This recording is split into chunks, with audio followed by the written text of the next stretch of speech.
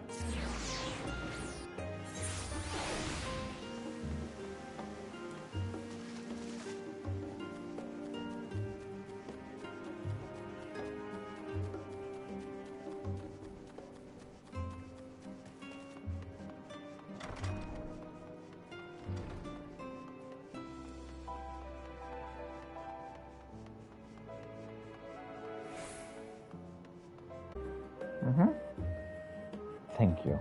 Only one other person has ever extended me such kindness. 87.96% of those who encountered have approached me, words dripping with honey, looking only to take advantage of my purse strings. But enough about that. Somewhere among these tomes are documents detailing the intricacies of telescopes. Let us split up and search for them. Please, should you find any relevant documents, bring them to me. History of observatories.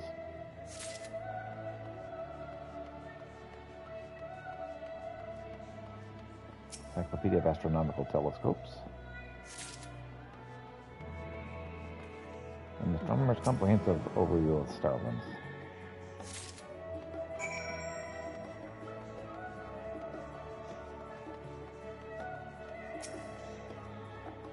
Did you stumble across any leads? Oh yeah, 3 books. To think that you've managed to find 3 whole tomes. Excellent work. Let's have a look, shall we? History of observatories appears to be all about observatories and the massive telescopes they boast. While the content contained within these pages is near perfect, to create the telescope detailed here would require a budget on par with a national project. Let's take a look at the Encyclopedia of Astronomical Telescopes. What a treasure of a tome. It outlines an entire...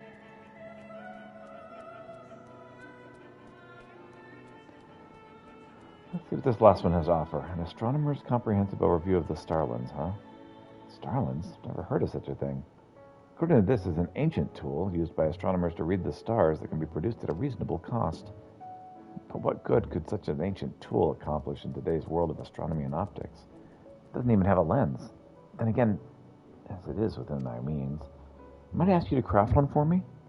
While I can only offer you the meager stipend that our association receives from the studium in exchange, I hope you'd consider it. Sure, I can get it done. You have my sincerest thanks. Now then, there's little time to waste. I've already requested the use of space, so let's make our way to the workshop.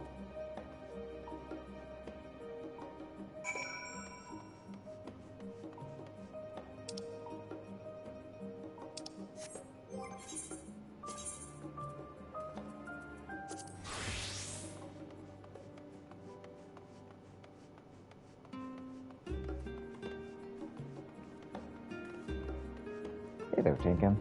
I've been looking for you.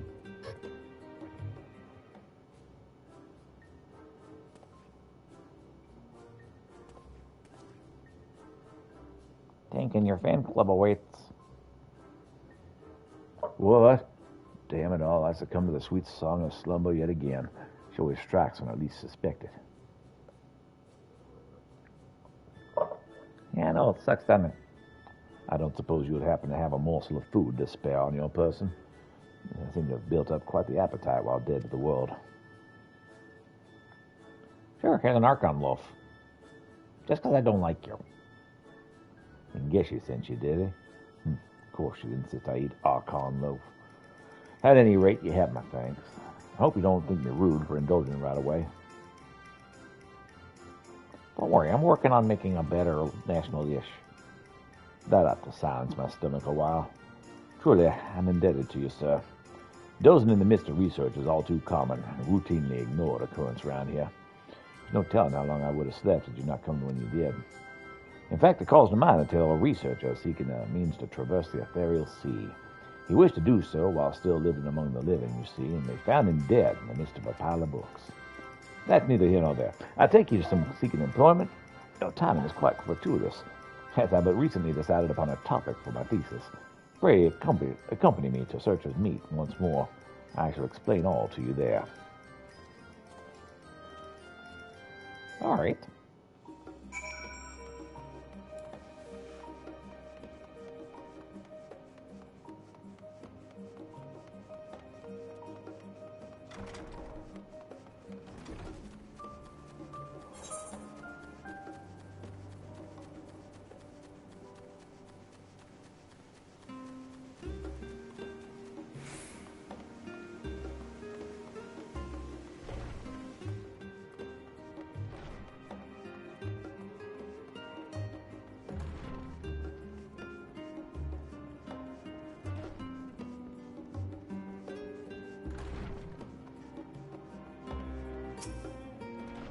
Hey there, Tinkin.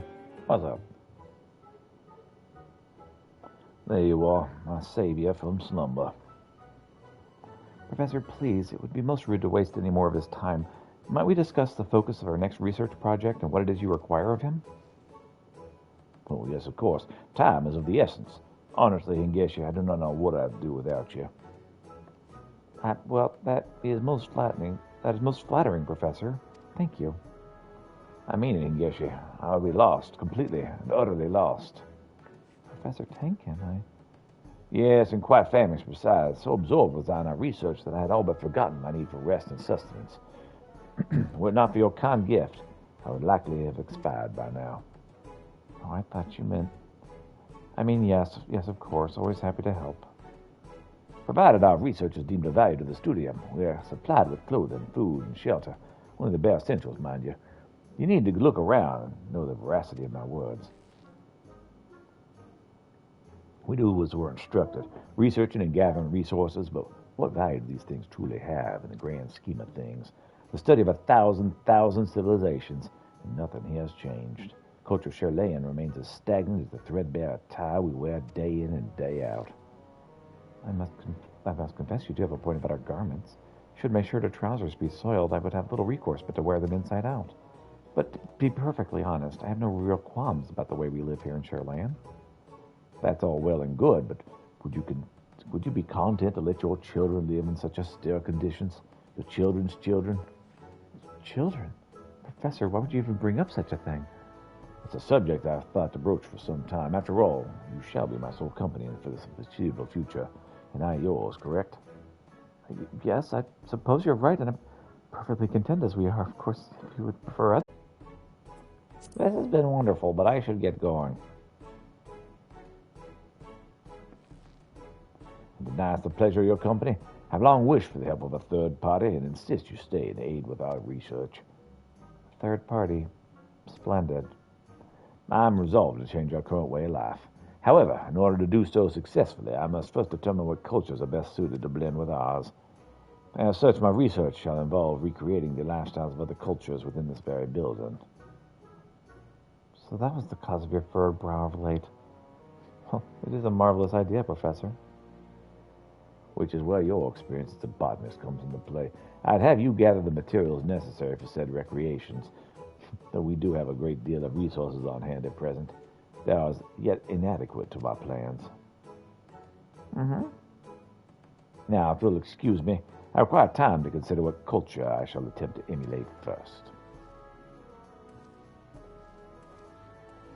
Have you ever seen such an inspiring sight? I mean, maybe. I don't know.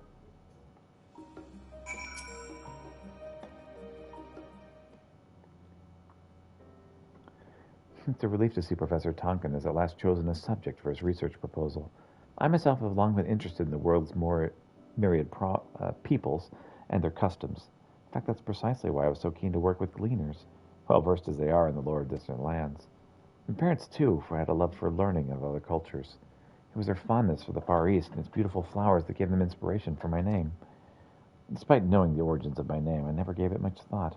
That is, until one day when the professor commented on it as one of his enthralling lectures.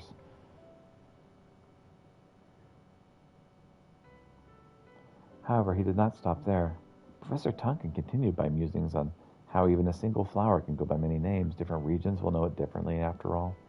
He then went on to talk about how this difference in location, language, and lifestyle have a profound impact on how we think. We all have our roots in the Far East, though I only know the Chevrolet way of life, he said. I've long wondered what change might occur if my own mind should I someday visit my ancestral home. This very question which drives my research. Oh, yes, even now I remember his words oh so clearly. That lecture inspired me to take up my current post.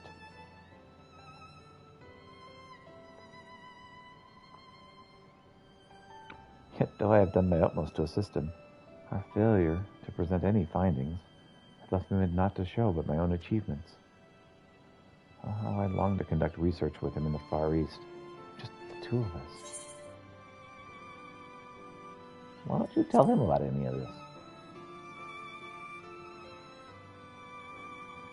Well, what are you implying with that tone? No, perhaps this time I was honest for once.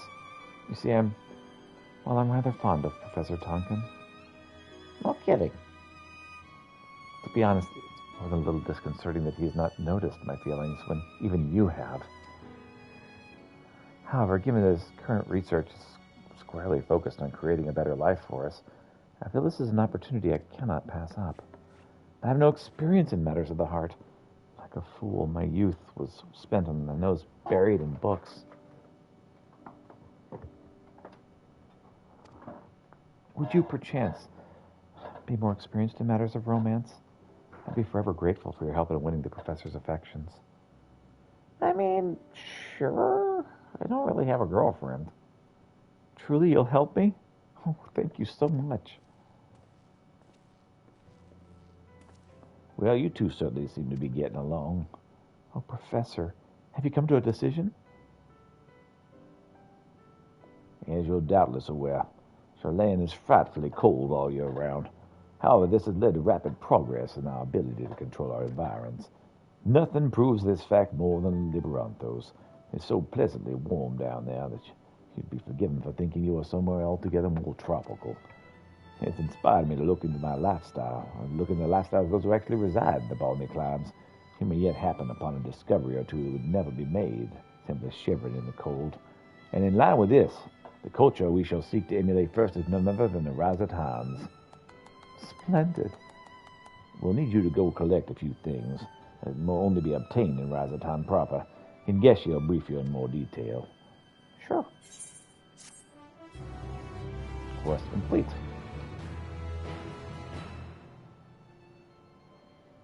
Faculty of Anthropology Studium deliveries unlocked. You may now undertake deliveries in the Faculty of Anthropology at the Studium. Speak with Ngeshi to learn more.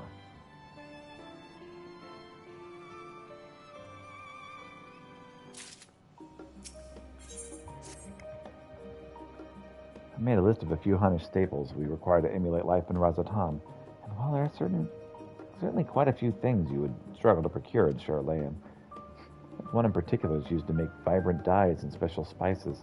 Any road, best of luck gathering this in Thavnir. Hunnish staples you require will be gathered in the Genskull grounds. Student delivery commenced. Faculty of Anthropology deliveries are now available. By delivering the requested items to Ngeshi and raising yourself in her esteem, you can help her bring her and Professor Tonkin a little closer together.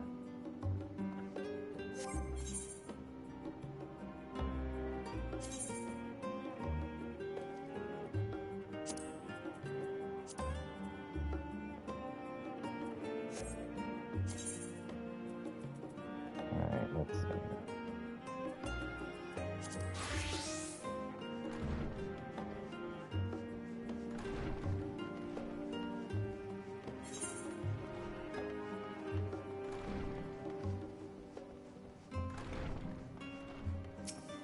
Hey, Job.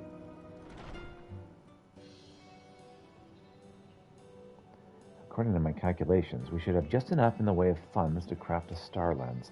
The question that remains, however, is if it'll be powerful enough to aid me in my pursuit. Oh, if only he were here. If it isn't Jude, you're looking gloomy as ever. Who's there?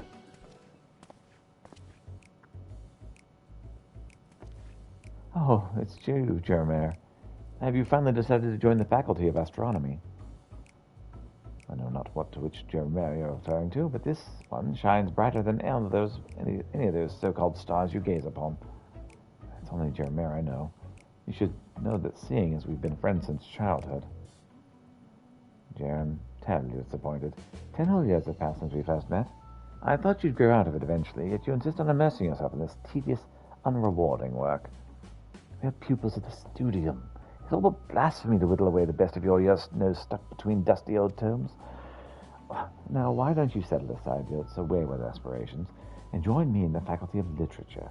I might even be able to fetch you a decent-looking bride. I've recently joined the Poetry Lovers Club. We speak on love and life while slipping the finest of teas. Does that not sound pleasurable to you? Tremere, was it not you who introduced me to the wonders of astronomy? Who made you lose interest in the subject? Well, neither here nor there. I'm simply worried you're wasting away here, all on your own. Just promise me you'll think on it, all right?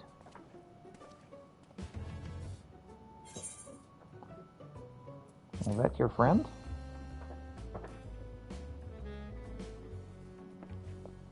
I must apologize for not introducing you. That is Jeremiah, a childhood friend of mine. Ever since I could remember, we could spend our nights gazing together up at the stars. It was a decade ago when it happened. The two of us took part in an astronomer's workshop. One night when we were looking up at the night sky, we spotted a mysterious blue light. Concluding it was an identified celestial body, we immediately notified the Studium's Faculty of Astronomy. No matter how much they searched, they were unable to find the light we'd seen. In the end, the Studium chalked it up to the ramblings of imaginative school children. Out of sheer frustration, we decided to join the Faculty of Astronomy, vowing to one another that we'd one day rediscover the azure body we first saw that day. Jeremiah, being a summer older than I, enrolled first. When I finally entered, it was as though he were a different person. All vestiges of the old Jeremiah and the promises we made to one another were forgotten. I joined this faculty hoping to fulfill our dream of a decade prior, yet, ever timid and easily cowed, I do not see how I'll accomplish this alone. It was Jeremiah always leading the way, and without him, I'm lost.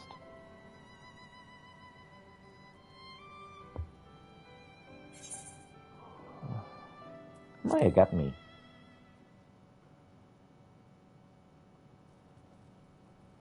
You're right. And with your help, perhaps there still is hope. I do not know what I can do or how far I will get, but I must at least try. Thank you very much. You've done so much for me already, but I have yet to even ask your name. I'm Peter Grolans, at your service. Peter, I'm looking forward to working with you.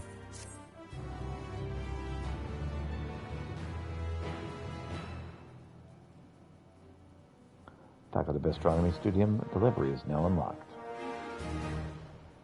You may now undertake deliveries for the Faculty of Astronomy at the Studium. Speak to Jude to learn more.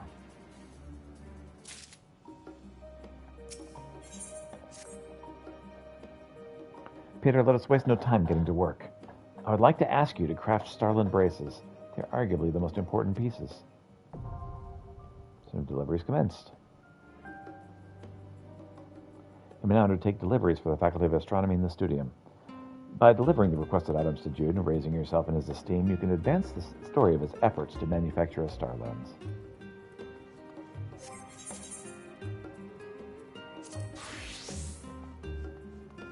All right, DeBroy, what can we do? Oh, there you are. Can I assume this means you wish to aid me in my Penelope predicament?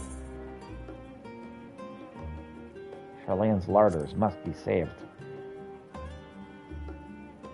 And I'll gladly accept your assistance. Praise the scholar for bringing us the savior in our hour of need. Oh, dear me, I just realized. How could I put you through all that and not ask your name? Oh, I'm Peter Krolins. Oh, well then, Peter, I look forward to working with you.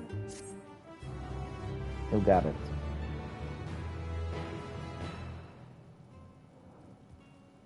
Faculty of Medicine Studium deliveries unlocked. You may undertake deliveries for the Faculty of Medicine at the Studium. Speak to the bride and learn more. Let's get down straight to business, shall we? The main problem with Panelope is the recipe calls for a wide variety of wholesome substances, resulting in an extremely eclectic and subsequently entirely disgusting mixture of flavors. Now, I've managed to bake a slightly less repulsive version by adjusting the balance of ingredients, but the taste remains indistinct and unsatisfying. It needs seasoning of some kind, and badly. To that end, I put together a recipe for a sweetener using those materials that are readily available in Labyrinthos. Not in any amount, which would contradict our healthy and nutritious mandate, of course. Concocting a sweetener myself, however, is a job for the experts, and so I'd like to entrust it to you. Very soon, we will have taken our first step to making a Penelope halfway enjoyable. Digital delivery unlocked. The medicine delivery is now available. By delivering the requested items to Brian, raising yourself in her esteem, you can assist her in the mission to turn Penelope into a properly balanced meal.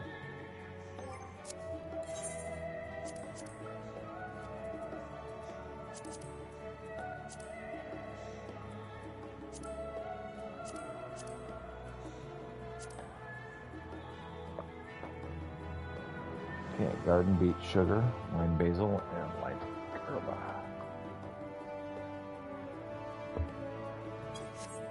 All right.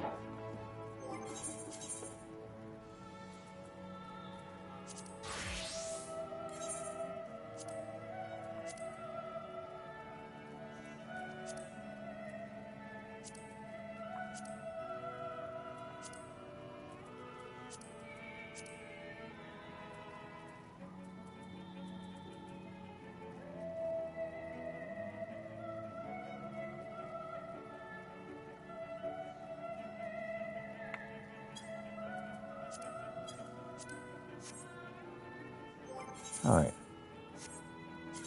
So what I'm going to do is I'm going to do botany first.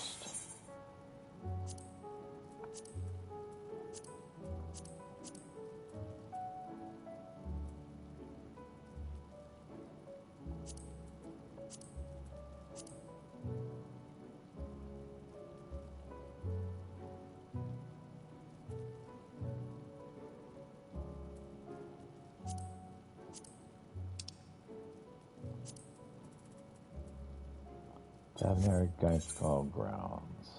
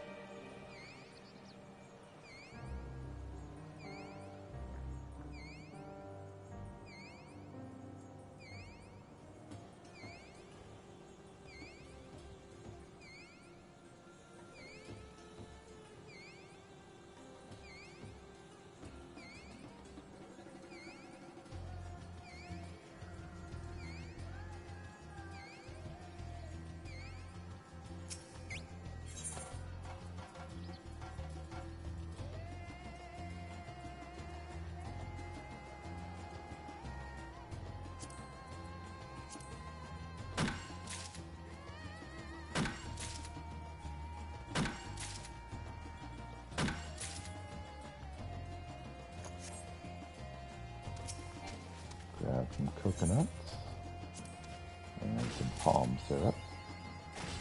Found that, botanist.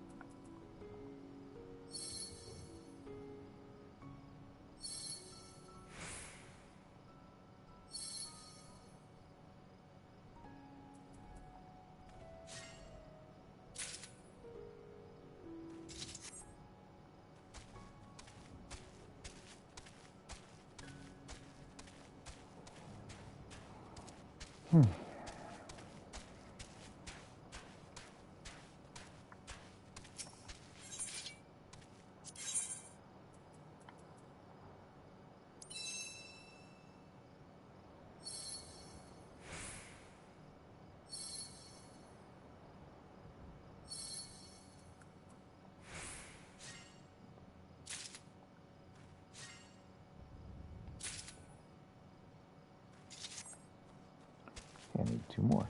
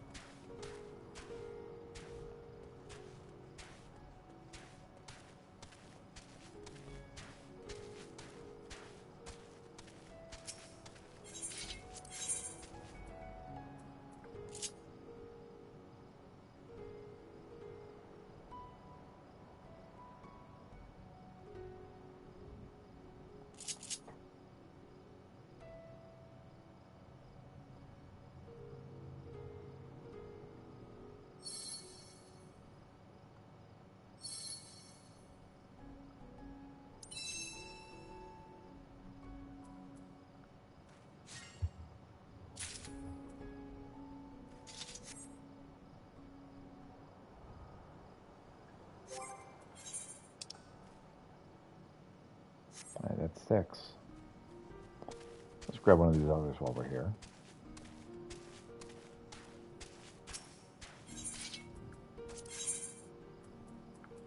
Feline fascinators.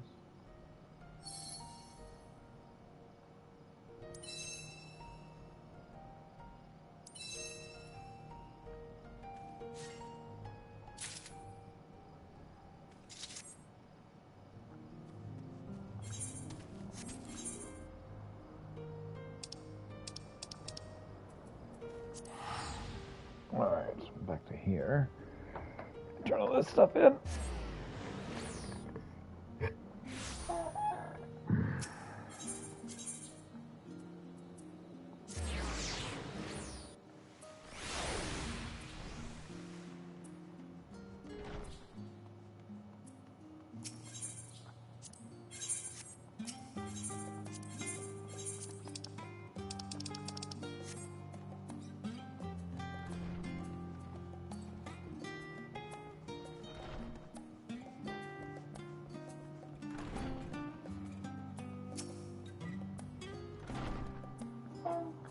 You won't get very far without at least a few goods for the regions we seek to emulate.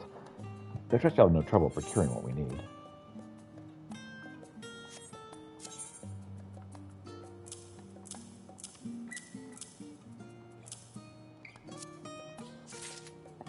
Oh my, what fine specimens you've found, and so vibrant.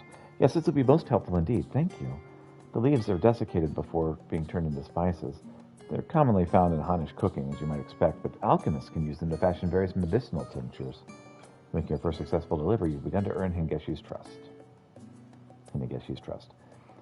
Deliver the items Hinegeshi needs, and deliver them often to improve your standing with the Faculty of Anthropology.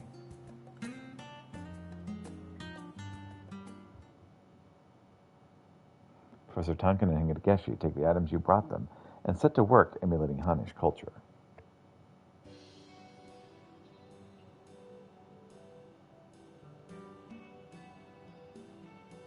I think that looks good too.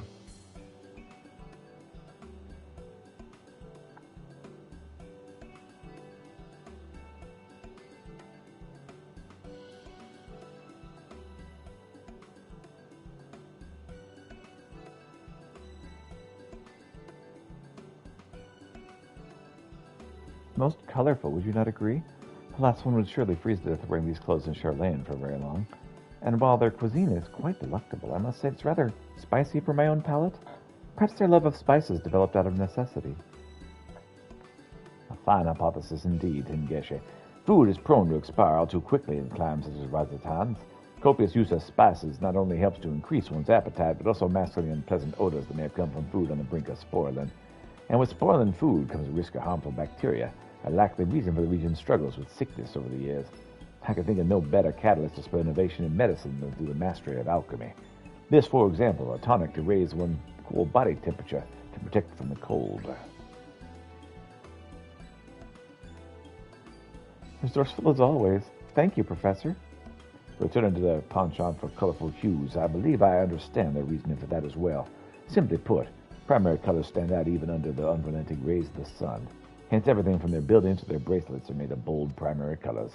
And each color represents different concepts. Red, for instance, represents fire. A close relative orange represents the spiritual fire that rages within one's soul, the very source of life itself. That's what they believe orange to be an auspicious color for would-be mothers and the like. Would be?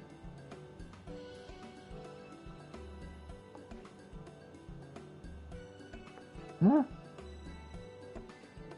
You don't say. Why, that is good to know, Professor. What else can you tell me about Razatan? Oh, plenty. But I find experience to be the better teacher. So come, let us live as the Hanish do, and I am sure we will happen upon countless discoveries.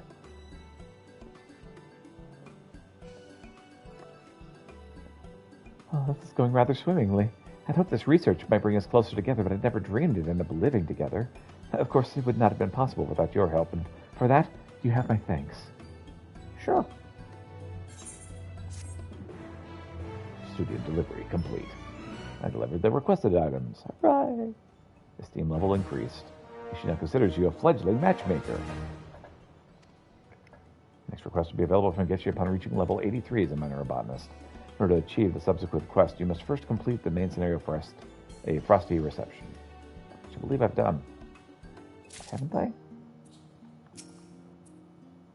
Frosty reception. Apparently I have not. Okay.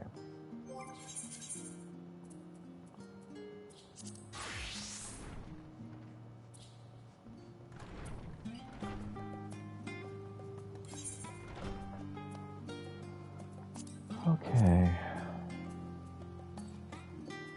Lignum vitae lumber, dwarven cotton, and sea swallow leather. I'm just going to buy that stuff, and we'll continue with what we're doing here.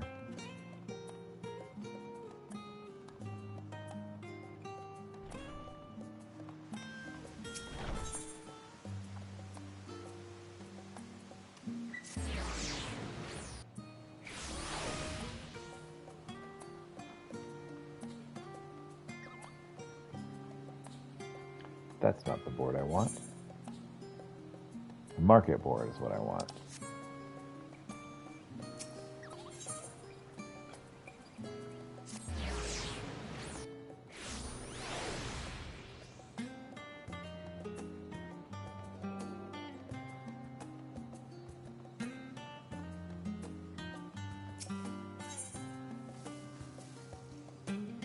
Okay, what am I needing? Lignum vitae lumber, dwarven cotton, and sea swallow leather.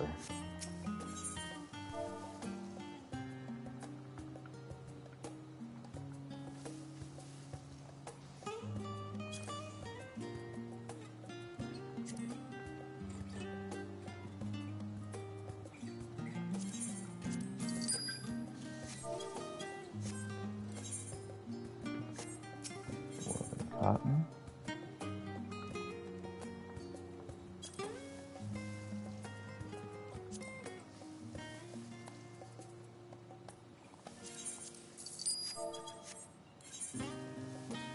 And sea swallow leather.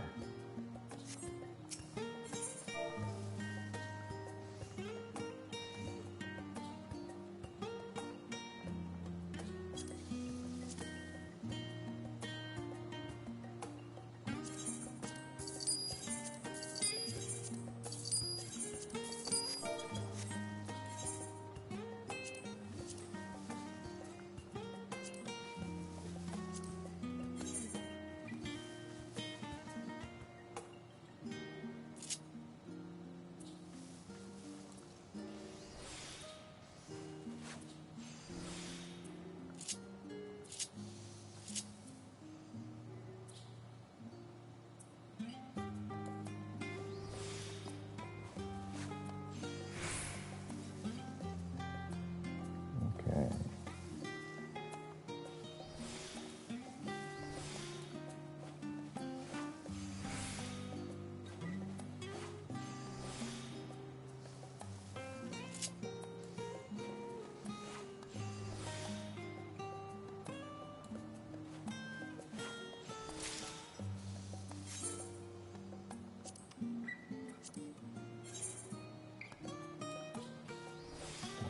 Price.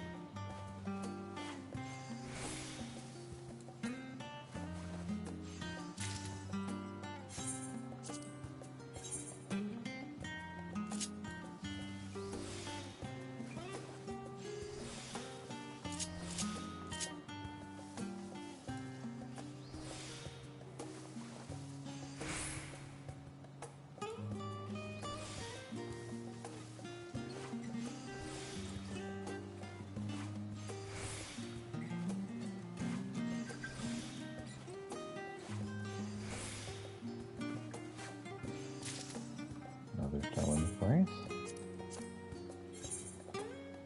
So, sea swallows all, I guess.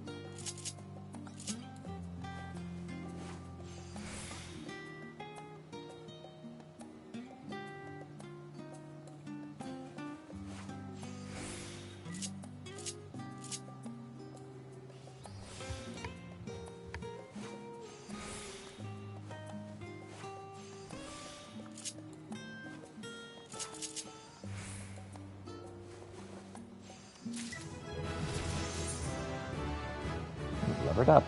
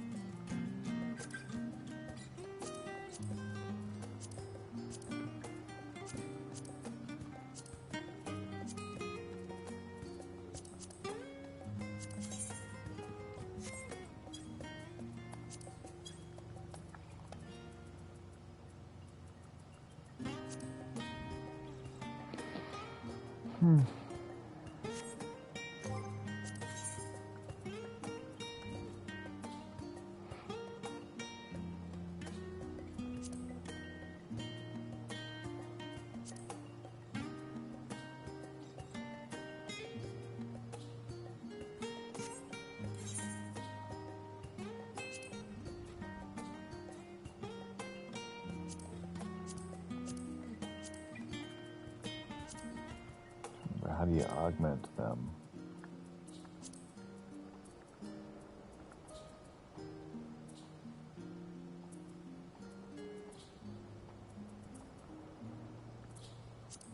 I'll figure that out later. Just turn this in for now.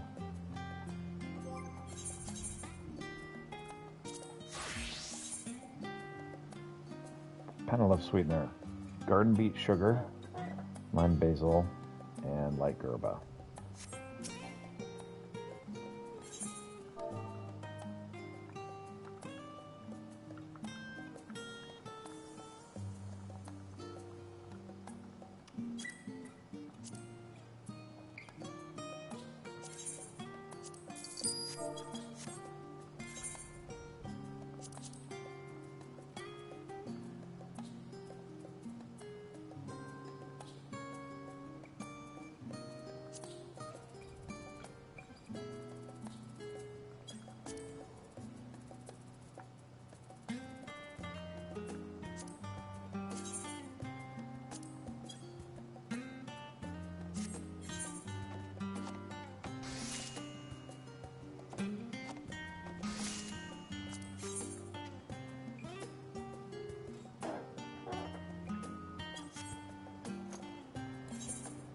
How many did I need?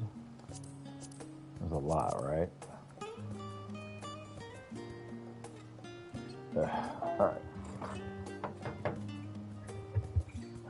Be right back.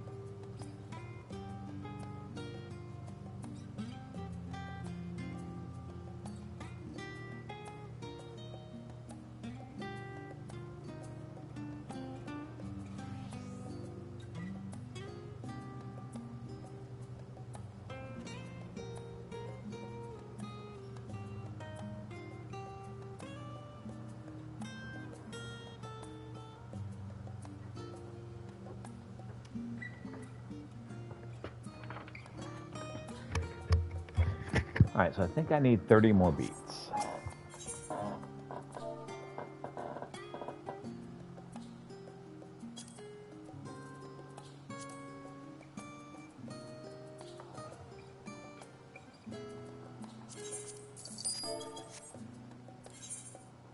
That will be enough.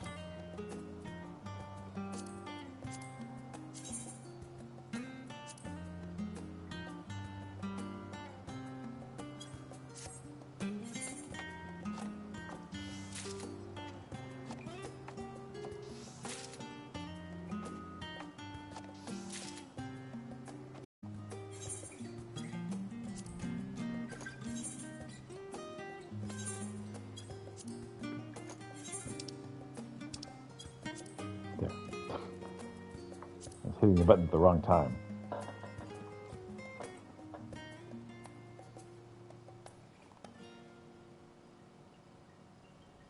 Dang it, I'm gonna need more garden.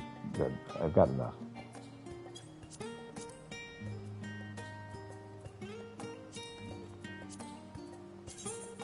One more.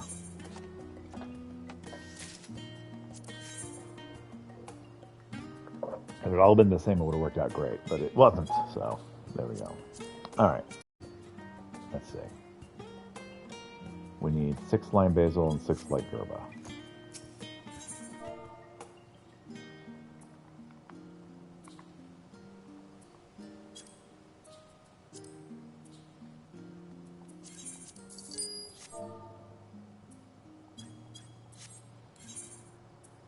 Light gerba.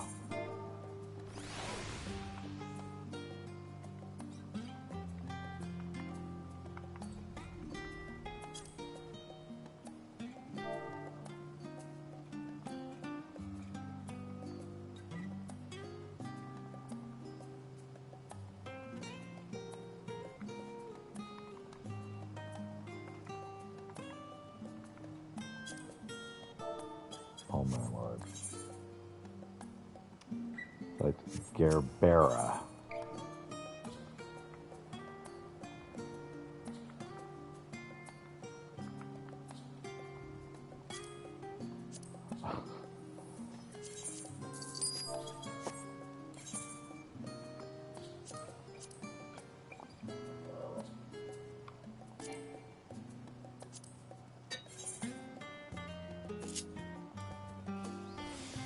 I see you looking at my lap, cat.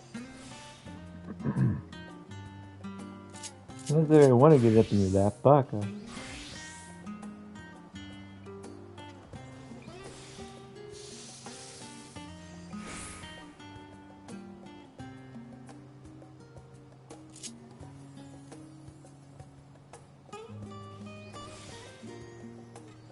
All right.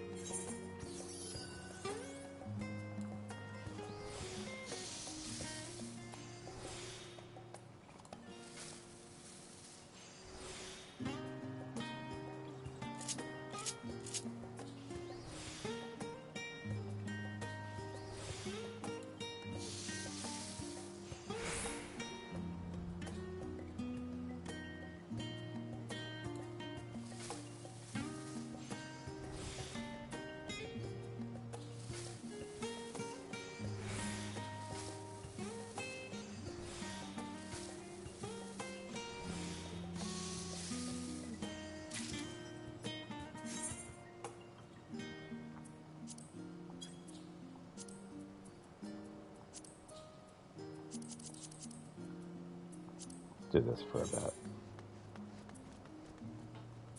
I actually didn't need all the rest of that stuff. That's fine. I have beet sugar for when I need it next time.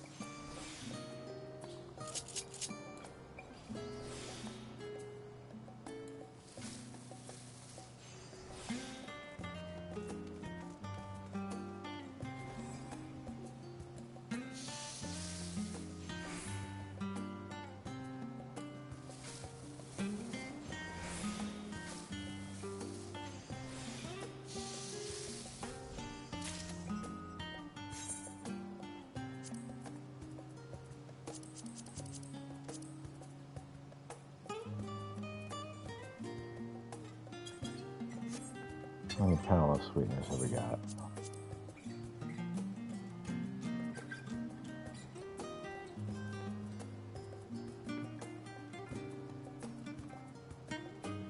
I need 2 more panel sweeteners. What am I buying?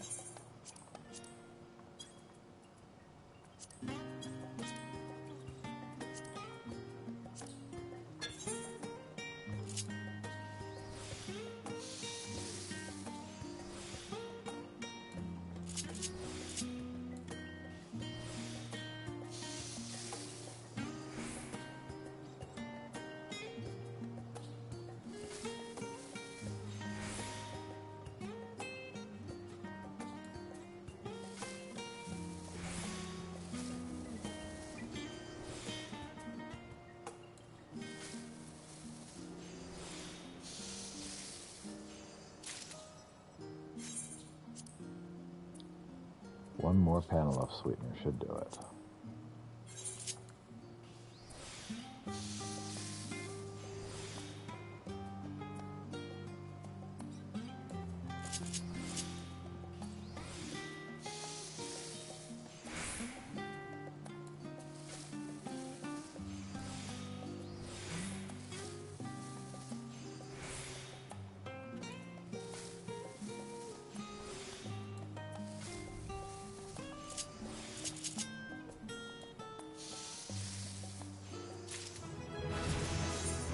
And up to level 81. Hurrah! Alright. See this stuff turned in.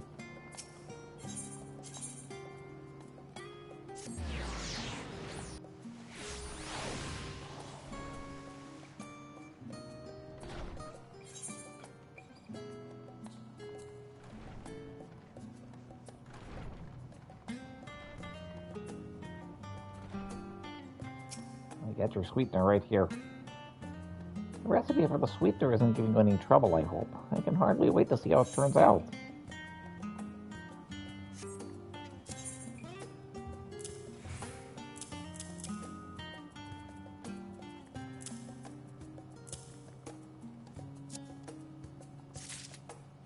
Thank you, Peter. Let's try a little bit.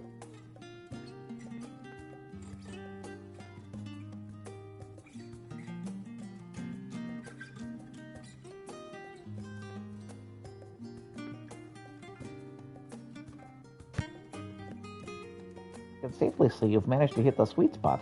Not overly mild and not overly rich. Thank you for successful delivery. You've begun to earn Dubrell's trust. Deliver the items Dubrell needs and deliver them often to improve your standing with the Faculty of Medicine.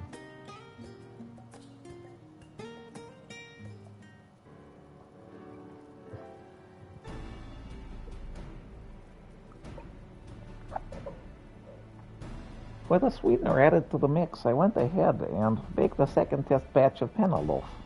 For the results, well, I took some samples over to the last stand for the customers to try. I said the taste was passable, which is a significant improvement over the nausea-dosy wretchedness of the original recipe. As I had hoped, the little sweetness was instrumental in tying the myriad flavors together. The key here being a little sweetness. I wouldn't want to go overboard and endanger the nutritional balance of our perfect meal. Oh, and I told one of the regulars at the table today, and he's a man of decidedly particular palate. Why don't we head over and ask for his impression of our second batch? Sure thing, let's do it.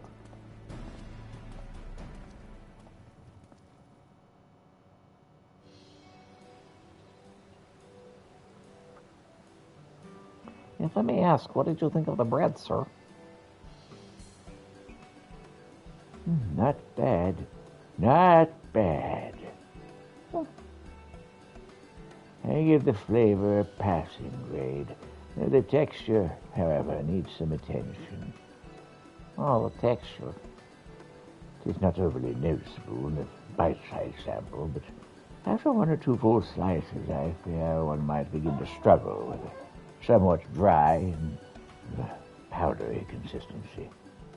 Oh, I had not considered that. Thank you for your most valuable insights, sir. I'll definitely keep that in mind for future batches.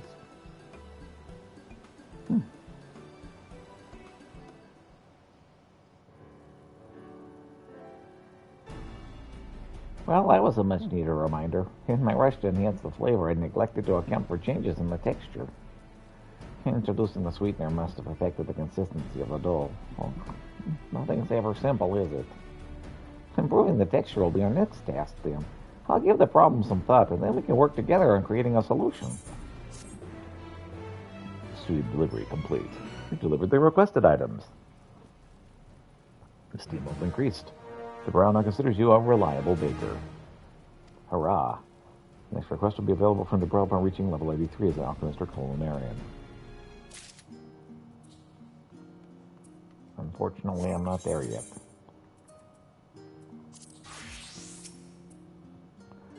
Thank you for agreeing to assist. Please deliver the braces here once you've finished. Oh, you mean these braces?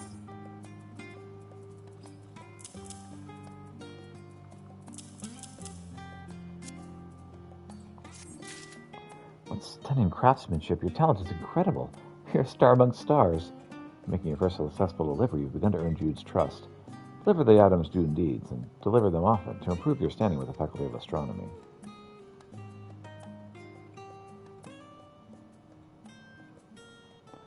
Thank you. Without your help, I've no hope of ever finishing the Starlands. Listen here, Jude. Today I'm going to show you how to make the most of what should be the best summers of your life.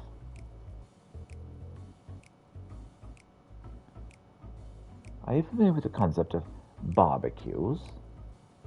Barbecues? It's a culinary practice originating from the arch peddlers off the coast of the New World. Various cuts of meat are thoroughly braised over a span of half of a day.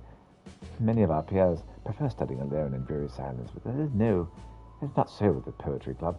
We gather round the pit of barbecue, discussing the finer poets of literature, reciting poetry, as we watch the meat smoke and sear.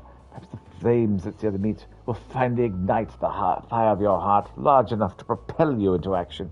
At long last, you'll be able to declare your undying love for that homely yet somehow alluring girl. What do you say? Honestly, I don't know why you would come to me with such a proposal. Join our poetry club, Jude. With just one taste, and you'll realize exactly what you've been missing out on.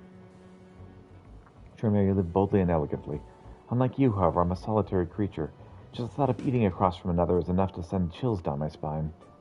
Nonsense. Surely you'll take meals with your peers? You're my only friend. Hey, You jest. I never learned how to make friends. They don't teach you that at school.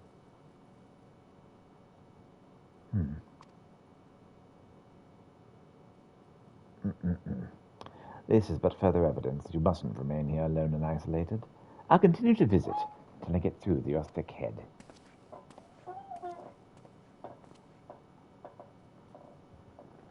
Jerome never fails to impress me. He has so many friends who, unlike me, are all outgoing and full of cheer. He seems to be having so much fun. If only I could be like them. with a bit of effort you can.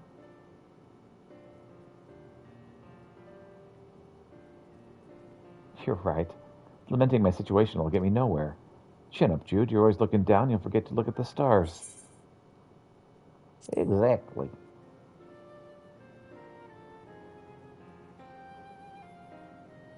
Thank you. I feel much better now. That said, we still lack the necessary parts to complete the star lens. I still have a few things to take care of, but if you'll hear from me again before long. Thanks to your encouragement, my heart, as much weak as a marmot, has now grown a bit tougher. Tough enough to match pudding. Pudding?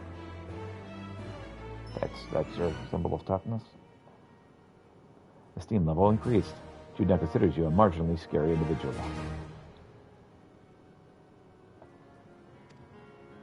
The next request will be available from Jude by reaching levels 83 as a carpenter, leatherworker, or a weaver.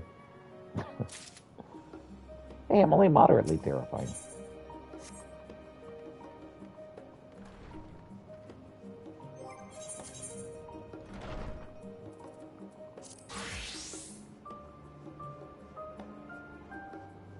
My fair mammoth.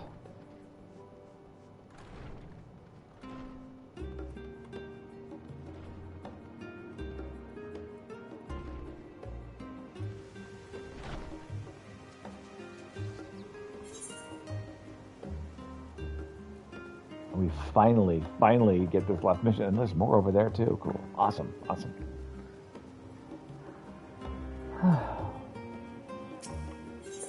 Hey there, timid student. By the looks of you, you're more inclined to adventuring than the average person, yes? Apologies for the imposition, but could you tell me if you've come across a creature such as the one before me on your journeys? Squeal. Oh my, there it goes. Had no idea it could move so quickly. Apologies for giving you a fright. The thing is most recently delivered to the door of my professor, although the reason why yet eludes us. Perhaps one of the cleaners sent it to us, thinking it would be a suitable research subject? I've never seen the likes of it, but it made an awful mess of our facilities. I'd hoped the fresh air might calm it down, but...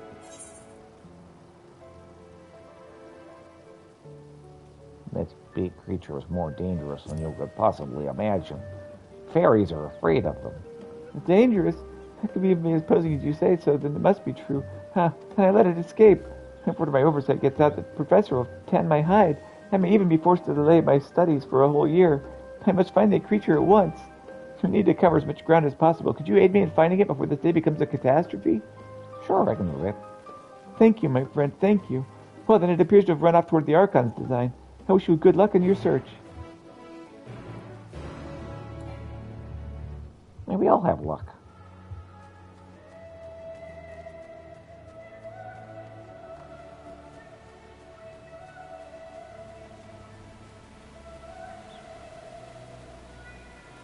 Hey there, Lolafo. This appears to be a suitable site. Spacious sunlight, and I try the robes on for size. I'm somewhat certain it'll fit perfectly. However, I'd like to see how easy it is for you to perform feats of heroism. Swinging your weapon up and down, grinning devilishly, things like that. Show me that battle stance your adventures are so famous for. Change into professional robes temporarily. You must stay clothed in the robes in order to progress. If the robes are removed, or you wish to wear them longer, speak with a Lalafellan student.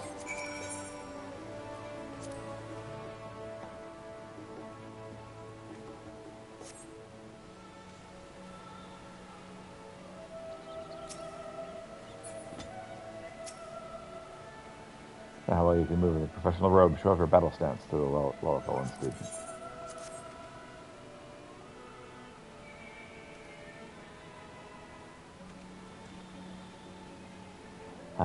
Yes, you look ready for a grand adventure under the sun. I believe these robes will be well suited for both the lectern and the open field. Now I'd like to test the fabric's breathability. Work up a sweat for me, will you? A friend of mine needs a delivery done. And who better to do it than you? Please take this crate over here to Kagameno at the confluence. It's a bit of a trick, but you look up to the task. They go to crystals to Kagameno at the confluence before the time runs out. You have 190 seconds to complete the task. Should you fail, return to the starting location and begin anew.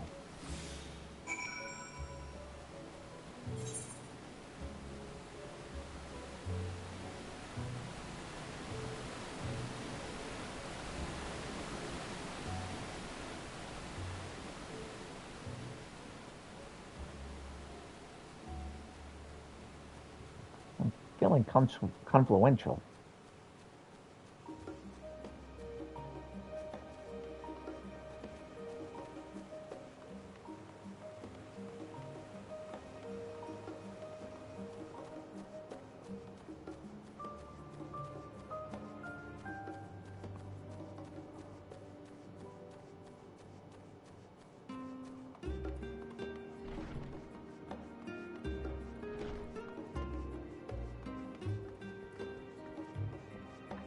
Hey there, Keikamo.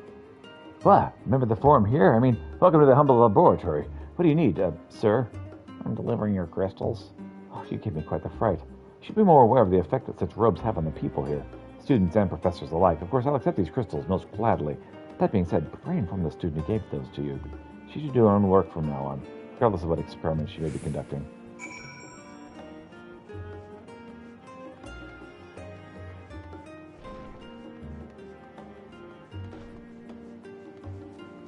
I mean, the professor robes look good on me, I think.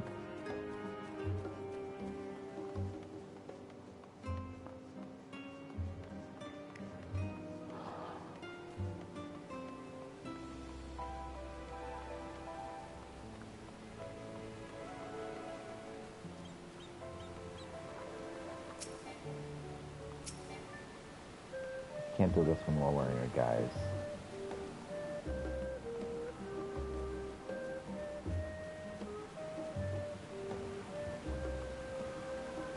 I thought it was really good, but I guess I can't.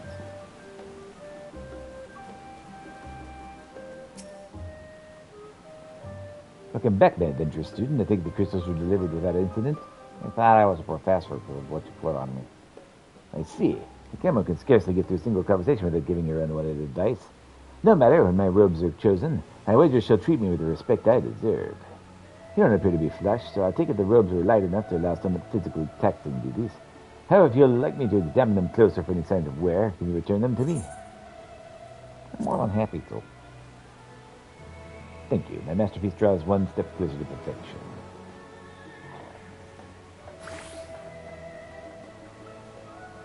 Functionally, it appears I'm on the right track. Now I must refine the design, so that when the members of the forum behold it, they'll think of nothing else but to wear them for years to come. Of course, I didn't mean to leave your coin purse empty after all this.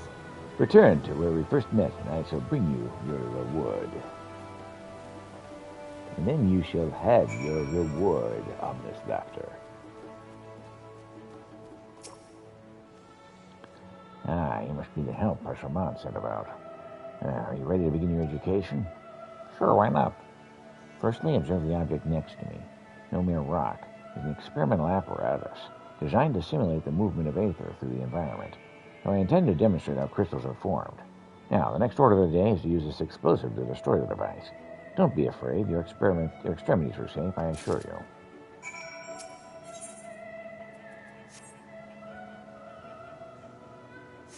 Boom! Very good, very good. Did you enjoy yourself, little one? Now you have your very own crystal. Aether flows all around us, an invisible energy that nourishes all things. When a physical object so suffices with ether is destroyed, it releases the energy contained within it to its surroundings. Some returns to the environment, but some remains in the physical realm. Thus are crystals formed. In simple terms, they're physical manifestations of aether, frozen in time. Simple enough to understand, yes?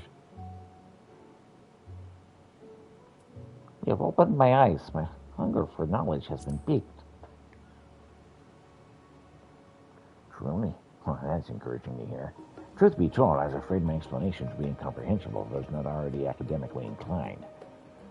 Though crystals themselves are a common sight, the exact principles that govern the process of their creation are still subject to much debate amongst my peers. After this little display, I intend to open the floor to discussion amongst the participants.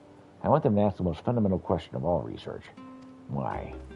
You've given us much to consider, and for the matter of compensation, my colleagues in charge of that, please return to them to receive it.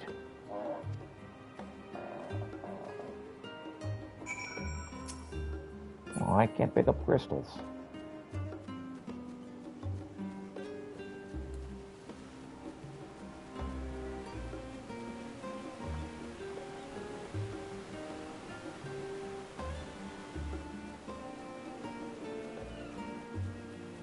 Time to grab this ash-colored envelope. Time to grab this ash-colored envelope. That's the right voice for it. It's by an envelope on the ground covered in ash. Upon closer inspection, you realize the ash spells out a message. To the kind soul who finds this missive, pray deliver this letter to the unassuming Makot scholar who can usually be found sequestered in a quiet corner of the confluence. Many thanks. Oh, wow. Okay.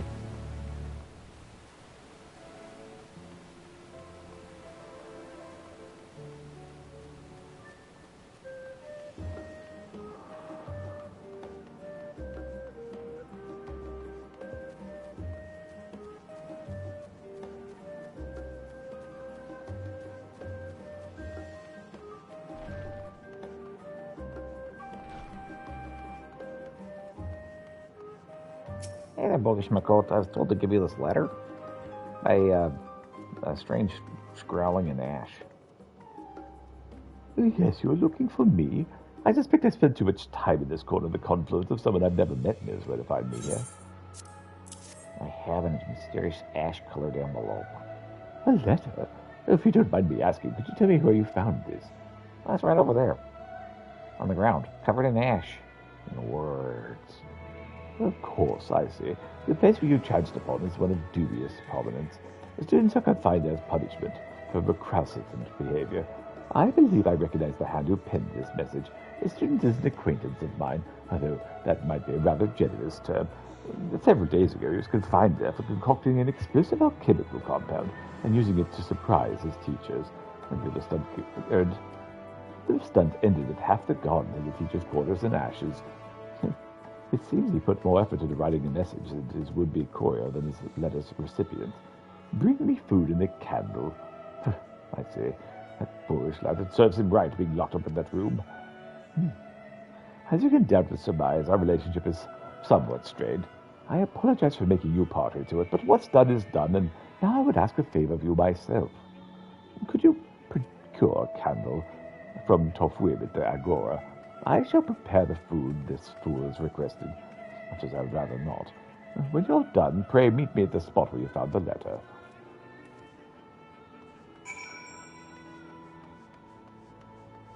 Alright, but first I have a weird delivery to give. I have lots of weird deliveries to do, actually.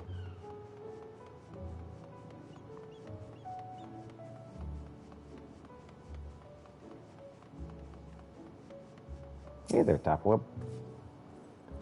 A candle, you say? Why, of course. Here, take it. And please inform the requesting student they can pay at their leisure. Yeah, that's weird.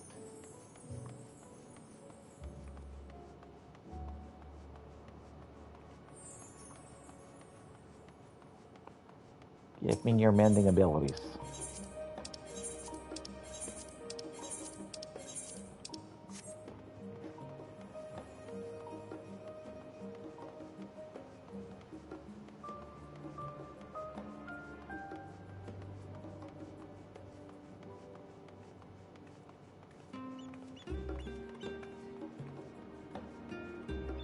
Hey there, strange creature.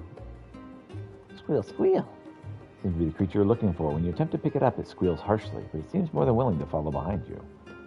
The strange creature is now accompanying you. Keep it at your side in order to proceed with the quest objectives. You can leave the creature behind by entering a different area or speaking with it and selecting an option to part ways. If you wish to have the creature accompany you again, return and speak with her at the original location.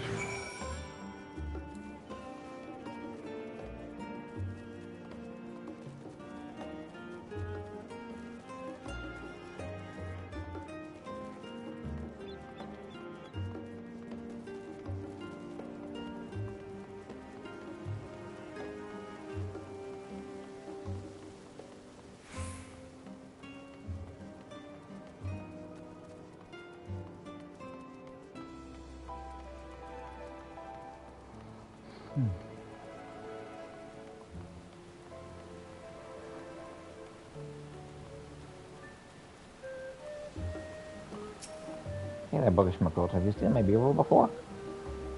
Oh, there you are. Were you able to acquire the candle? There you go. The candle's extra thick. Yes, this will do. Once again, I must apologize for sending you to and fro, but the sooner this matter is concluded, the better we both shall be.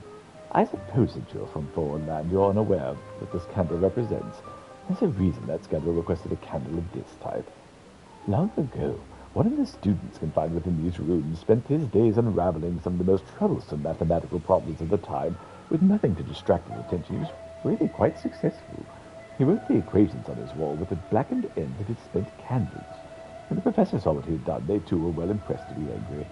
Doubtless, I think it means to make his own mark, as many delinquent students have attempted to since. The professors will turn a blind eye to this vandalism, to be sure. He would not let rules impede discovery. Anyhow, anyway, I've delivered these to him. Perhaps some good can come of this selfish request. Here, take this for your troubles. David, I pray that there are no more.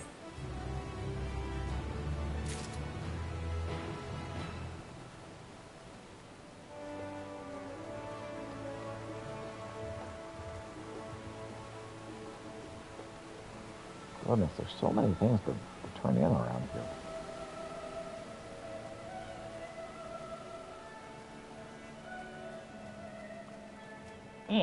Got up there. All right. Hey there, timid student. You like my beaver?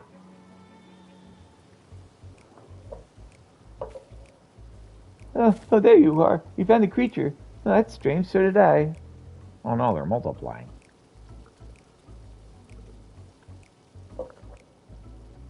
Could have sworn this is the only one in the crate. Perhaps I was mistaken. But what harm could that do? All the more for us to study. I very nearly feared I would be the lonely student for yet another year.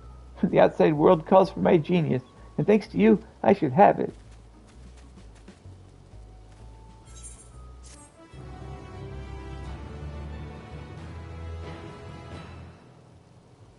Well, the beavers are multiplying. That's not terrifying.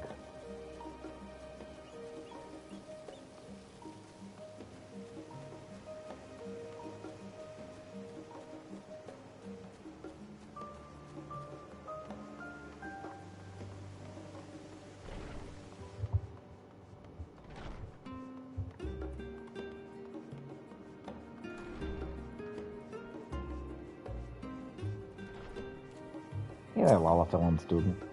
Apologies that I could not give you more than this, but you understand the life of a student isn't one of luxury. When my name is heralded through the halls of the studium, however, it'll be certain to share with you the windfall that'll surely come my way. Until then.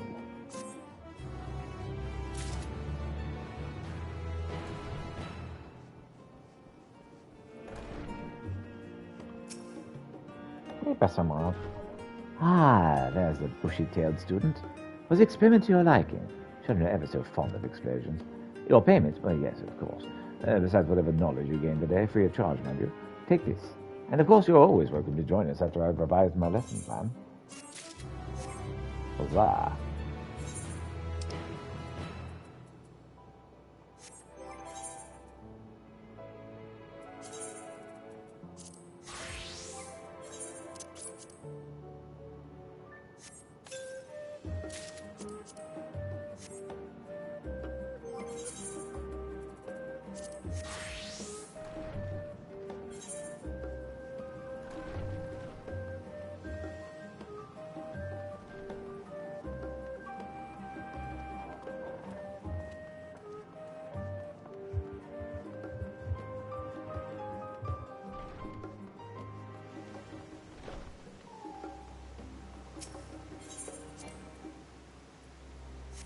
Oh, goodness. There's somebody down here. Let's get that taken care of. Working on blue mage spells. Whee! Blue mage spells. I have an alt that I've been messing with blue mage spells with, and oof.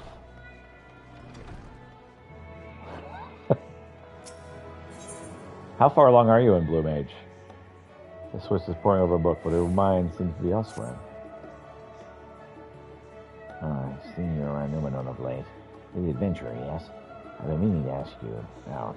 I seek you out. I believe I have a task rather suited to your abilities. We've recently added a new set of volumes procured from the Great Google Library to our collection. But no sooner did we set them to the stacks than the student handled them without taking the proper precautions. The spell was activated that apparently was meant to prevent their theft, causing all 5 of them to go scurrying. Yes, scurrying. Off to God's know where. Only have 16 spells. Okay, well, bless you. Because, good lord, I did 20-something of blue spells, and I got to where I just hated blue spells so much. I'm like, I'm never picking up blue mage again. Which I haven't gone back.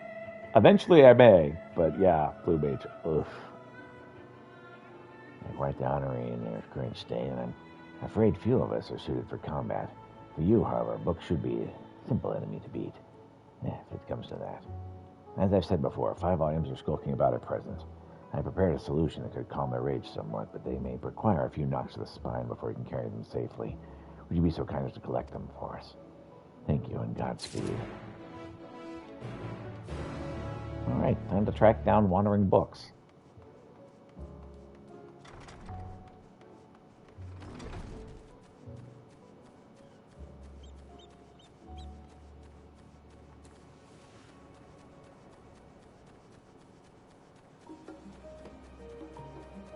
Don't mind it. I think it's because all you really have to do is sit there and get smacked around for a few. Yeah.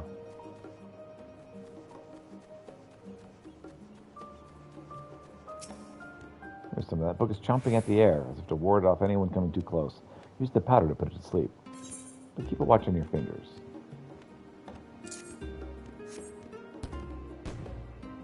Go to sleep, Lucius Volume. The book is slumbering peacefully. At least it appears to be. I got one.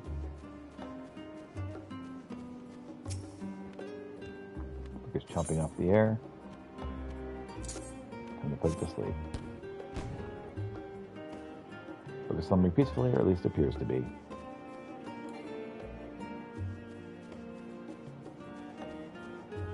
Okay. Head this a ways.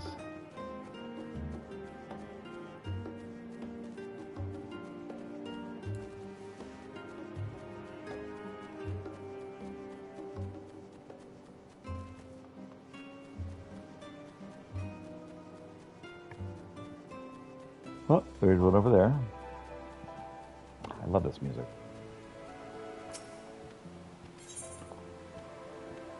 It is same as always. Something peacefully, at least appears to be.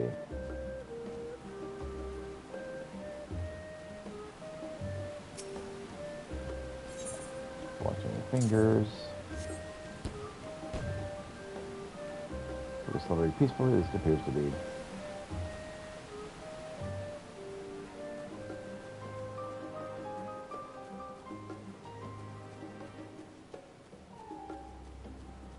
Okay, so the other one's going to be on the other side of that bridge.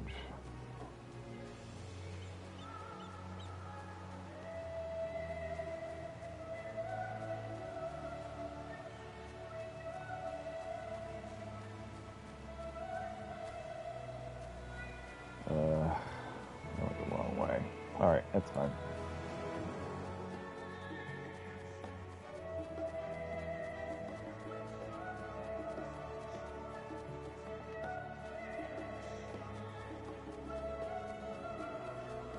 Do enjoy the marble here.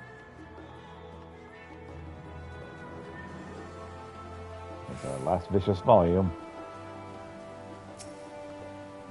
Jump through the air to ward off anyone from coming close.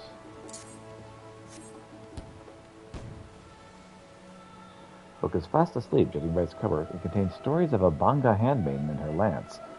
On the back cover is written restricted.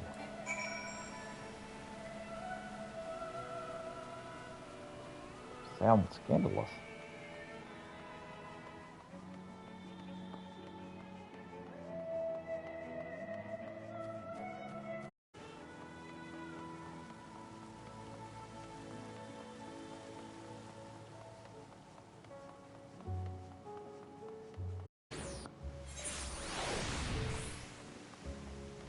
Just channeling my inner Leon.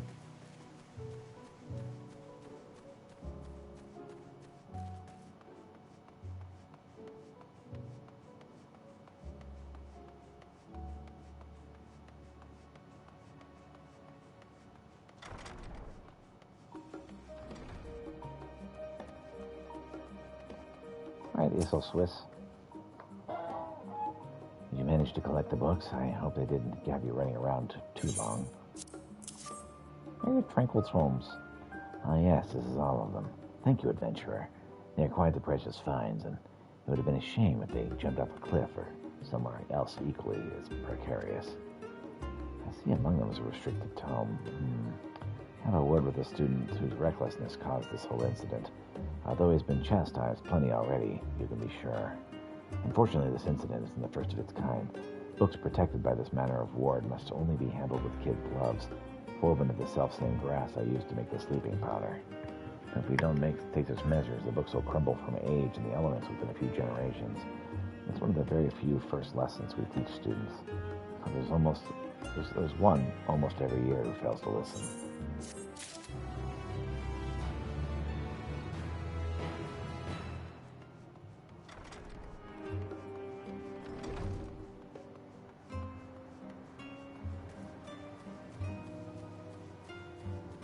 All right.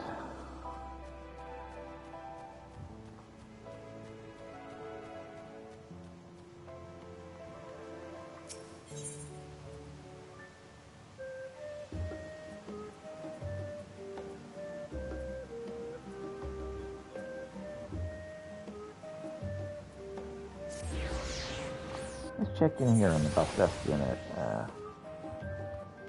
Whatever. The main hall, I believe.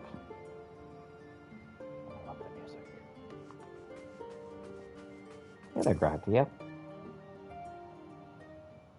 Every time they whip out the old Final Fantasy music, I'm like, yes, I know that song and I love it. Ah, welcome back.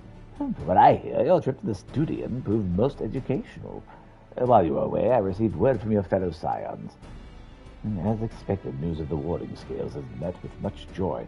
Preparations are now underway to bring the leadership of the Grand Company of Eorzea and the Eastern Alliance together to determine a way forward. Our friends have asked that we bring the scales in our possession to Limsa the Minsa. So the time has come for us to go on the offensive. It's too early to say for certain, but this does seem to be the way the winds are blowing. I, for one, can think of no reason to oppose such a plan, but let us see what awaits us at Hildebrand. Sure, let's go. Let's start by getting the scales out of storage. Give me a hand, would you, Estinian? Am I just your delivery boy?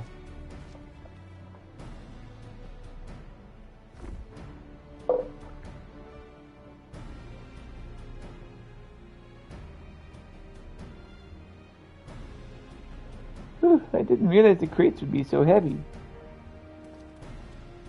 I shouldn't complain, though. Vitra and the alchemists of the great work put their heart and soul into each and every one of these scales, so you must treat them with the utmost care. Well, you're not coming with us. Well, as much as I would love to escape this forum's watchful gaze, I have little choice but to stay behind. We're already on thin ice, and if I, in my capacity as the official representative, were found to be consorting with foreign powers, well, you can imagine how well that would go. I shall remain here, and do my utmost to avoid ruffling any more feathers as I await word from Master Matoya and her allies. With luck, we'll soon have good news of our own to share. The tide is about to turn, I can feel it. To Limsa Laminsa. Yeah, let's go. I'll grab some water and be right back.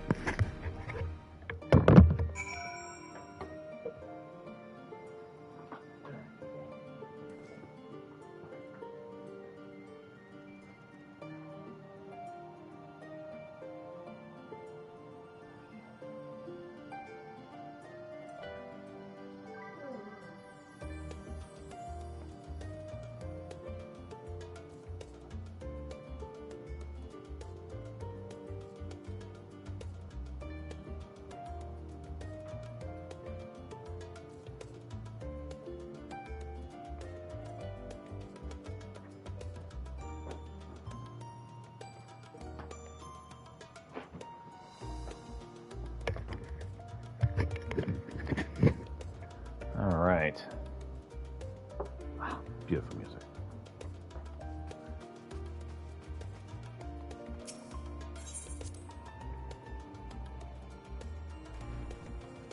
All right.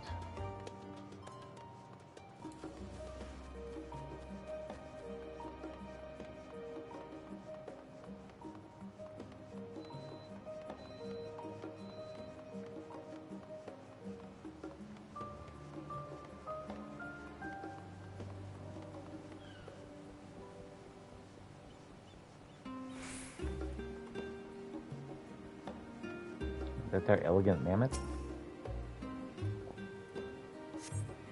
You see before you a mammoth most striking, and you can see why its owner was so taken with it. Return it before you are unable to resist the compulsion to keep it for yourself.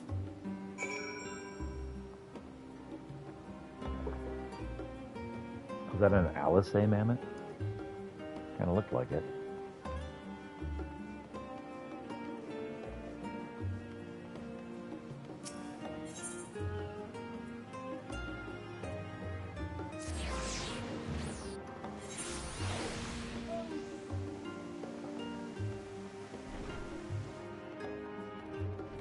Yes, Kitty, I love you too.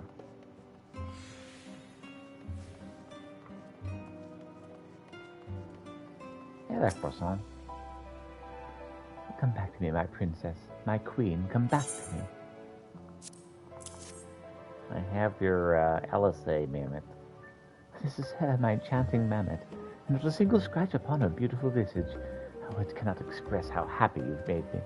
I commissioned this masterpiece from a gleaner, and had it molded after the woman who has captured my heart from afar. With the aid of a tome written by Archmagus Quan, I constructed my own device to control it remotely. However, it seems that there are some kinks to be hammered out. Alas, a heart in rupture is prone to such mistakes. Details are easy to overlook when the whole world is your oyster. I must clear my head and redouble my efforts. Thank you once again for your help today.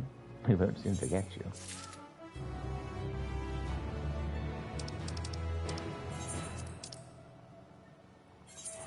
Alright, to Limsa Laminsa, let's go.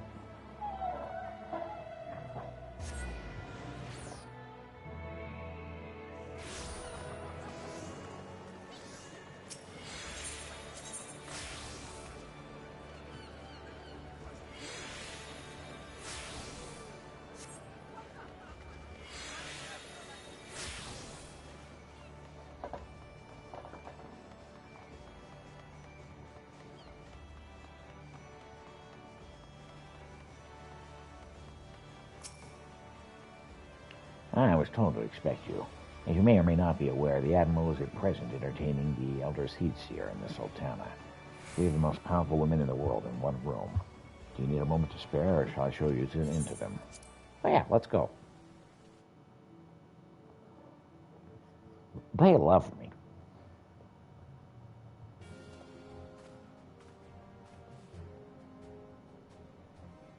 My apologies for calling you away from Charlene on such short notice. On the contrary, we're honored and grateful, and pleasantly surprised to be joined in such esteemed company. It was only right that this discussion is be conducted in person. We're currently locked in a war of attrition. Our forces struggle to contain the threat posed by the towers. It's only a matter of time before we're overwhelmed. Victory can only be acclaimed through decisive action, and we have taken the initiative to set the wheels in motion. It's reassuring that we're all in accord.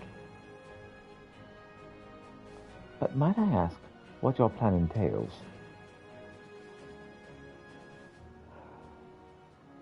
Let's hear it. It hinges entirely on the warding skills and our ability to utilize their potential to the fullest.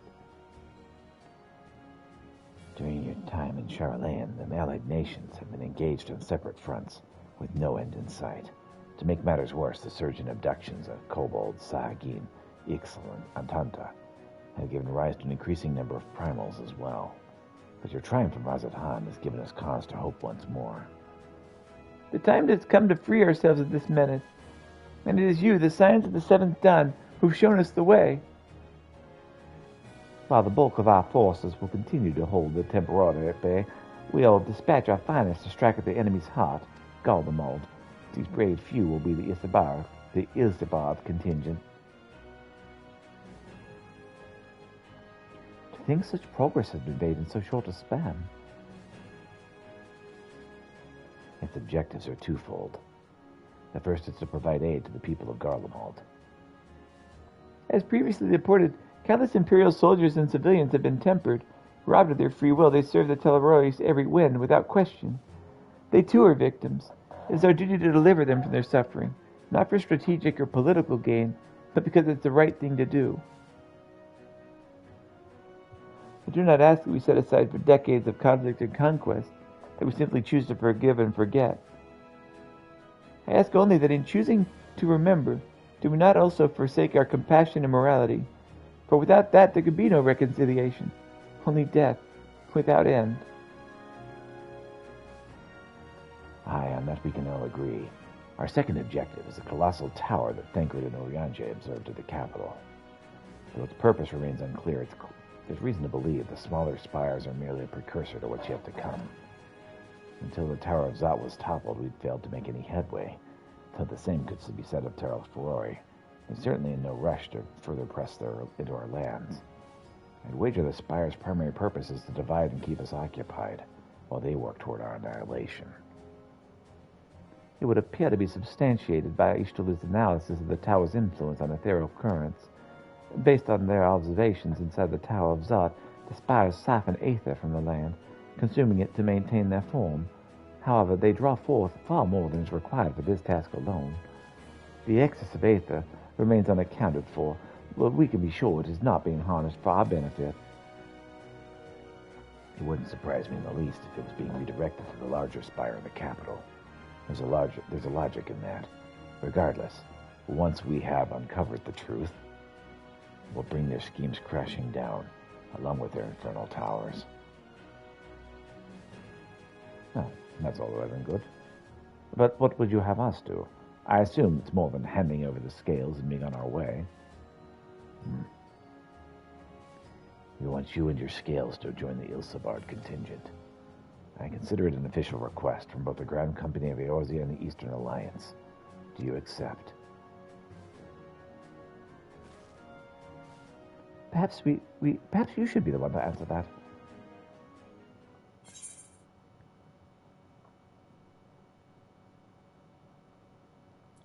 For the people of Garlemald.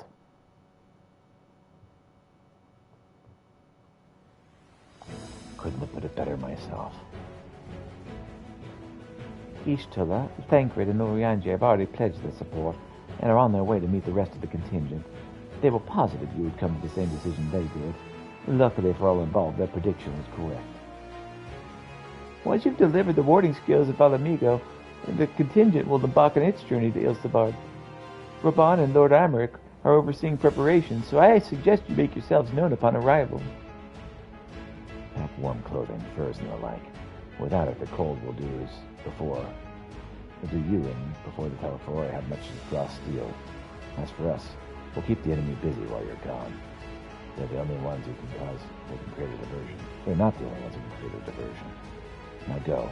Safe in the knowledge Eorzea will be as you left it, or better, upon your return.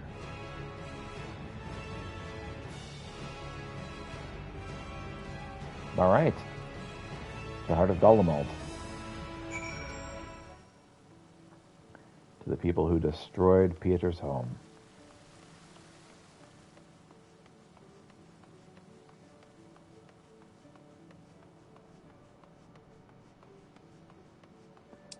All right, well, let's meet up with Raban in the Alamegan quarter.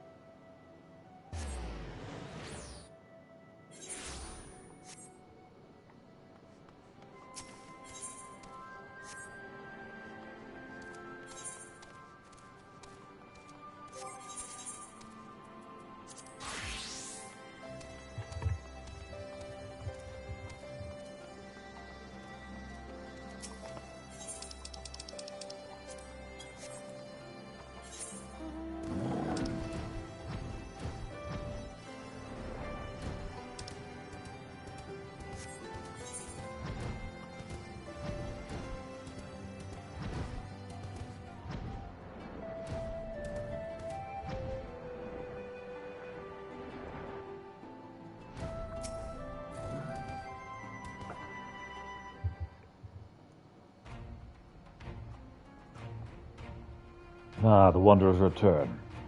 You've been busy, bringing down the tower and producing the keys to destroy the rest of them. All right, Kitty, what are you playing with?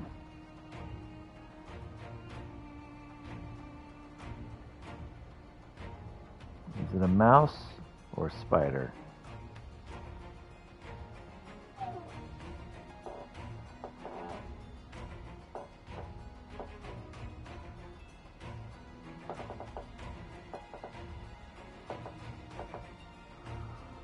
When you're acting at the spider.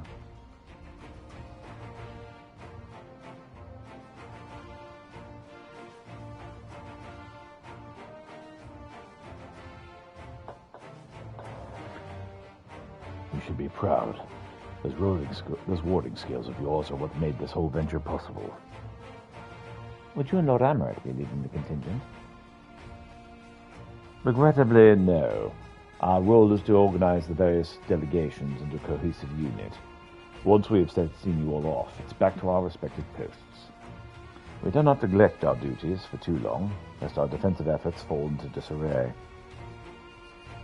And just between us, there's a fair amount of opposition to the formation of the Ilsabard contingent. The very suggestion that we send out some of our finest troops behind enemy lines to render aid unto the Garleans has made me rather unpopular in certain quarters. Can't please them all. Sadly not, though I do my best. Truth be told, I'd much rather be at your side, charging into the fray. Alas, I've seen battles of my own to fight, whose words may serve me better than my blade. Where words may serve me better than my blade. I hate to say it, but Lord Admeric's struggles mirror my own. For the time being, the best we can offer you is a peace of mind from knowing Eorzea is in safe hands. As you fight the good fight in Ilsabard, I and the other commanders will do what we can to convince the naysayers that our cause is just. Thank you, both of you. We'll meet again.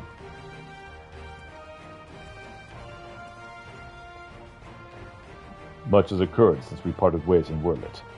From what I gather, the protective talismans you obtained led to the formation of this expeditionary force. My contribution on this occasion is but a minor one, that being the information I have shared with Maxina. For the sake of the people in Garlemald, may the fates be on your side. So you're not coming with us. Strange, I thought you'd had a stake in this. I do. The Telefori have laid waste to my homeland and enslaved my people. But though every mote of my being cries for vengeance, I cannot be the one to deliver it. My presence alone would place the entire mission in jeopardy. I stand accused of murdering Emperor Varys and plunging Garlemald into chaos. Were I to travel to Ilsabard contingent, it would give my countrymen ample cause to question our motives. Conversely, those who believe me innocent may instead celebrate the return of a former legatus and attempt to raise me to a position of leadership, further destabilizing the region and complicating the contingent's mission. Whether I'm branded a villain or hailed as a hero, I would only hinder your efforts.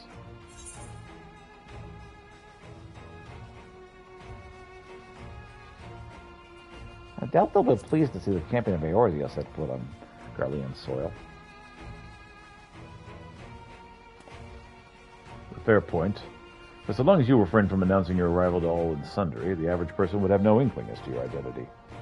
Although your titles and deeds are common knowledge, only a select few would recognize you on sight alone. Perhaps one day, they'll learn that the Warrior of Light is not the demon to be feared, but a man deserving of our trust. Yep. In light of Gaius's rather unique circumstances, I instead will assume the role of your guide. Though I may have defected for political reasons, my love for Garlemald endures. I would stop at nothing to protect her and her people. Well said. May I ask you to escort our friends inside?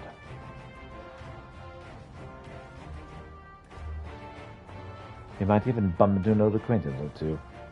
If I don't see you again ere you depart, may the Fury guide you and protect you. All of you.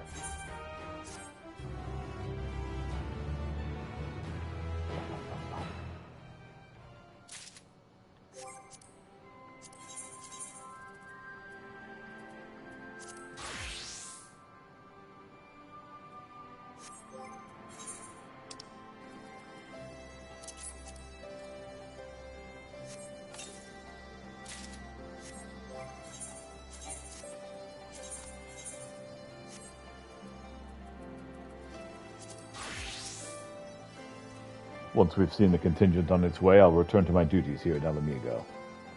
As many of our most capable will be traveling with you in Garlemald, we who remain will have to fight that much harder to make up the difference. But let no man say I do not welcome the challenge. This old bull isn't ready to hang up his horns just yet. The other members of the Ilsabard contingent are gathered in the royal palace. I shall inform them of your arrival, so please make your way inside as soon as you're ready.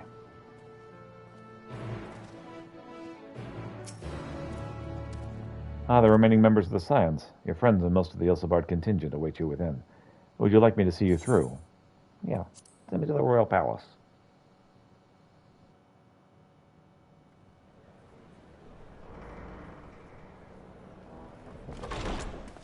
By the 12.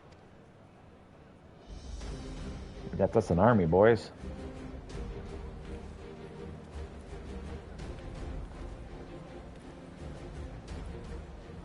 Glad you could join us. I hope you don't mind, but we went ahead and started without you. As you can imagine, our traveling companions were eager to become acquainted. 'Tis a rare thing indeed to see such a diverse and talented group of individuals assembled for a single purpose. Quite. We fight not only for the sake of Eorzea, but for the entire world, including the people of Garlemald. Much rides on the efforts of the Ilzabard contingent.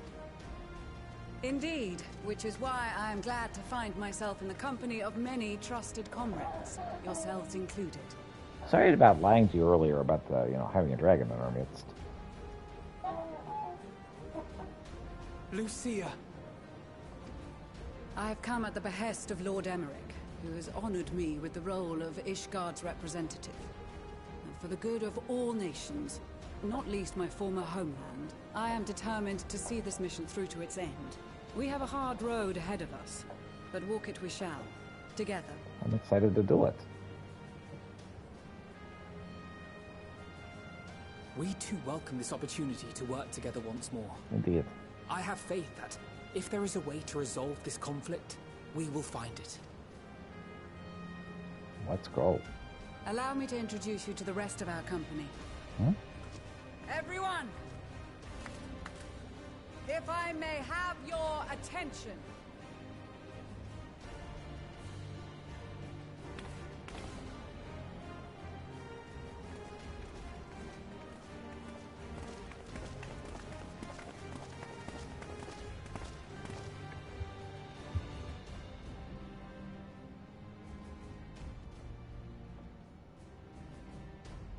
Might I ask you to speak first?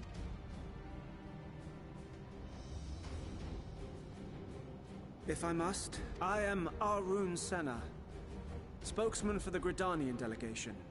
Here on behalf of my esteemed sister, the Elder Seedseer, we shall provide support and protection to those in need during our time in Garlemald. To that end, I am joined by healers selected by the Conjurers Guild, with the Order of the Twin Adder's Finest serving as our escort.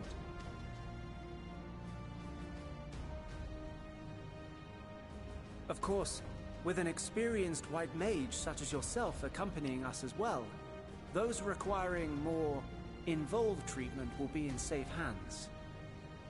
Raya O sends her regards, by the way. Nice.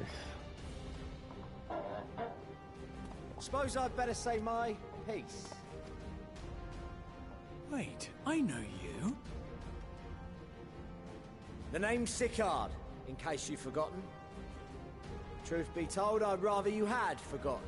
Any road, the Admiral asked Captain Hillfear to send his best, and for whatever reason, he picked me.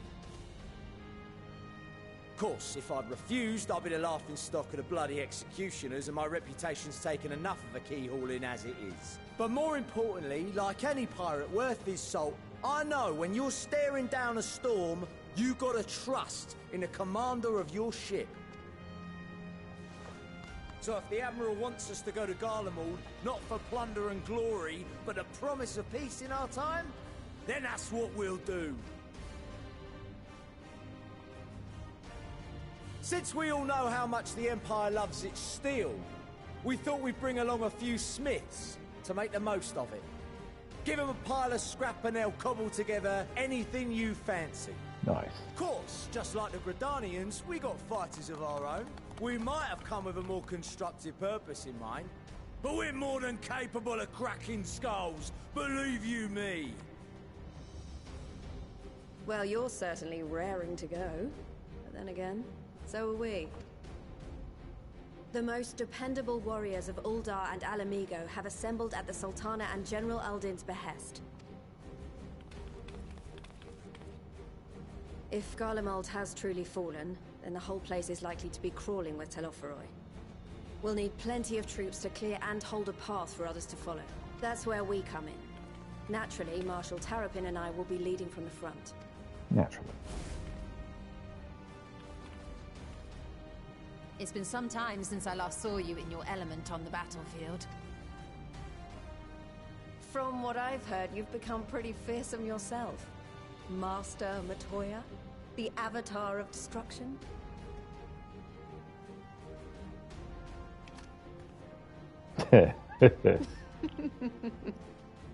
With comrades like these, I know we'll succeed, no matter what awaits us. And then we might finally get a chance to enjoy a good long rest. But until then, let's give it our all.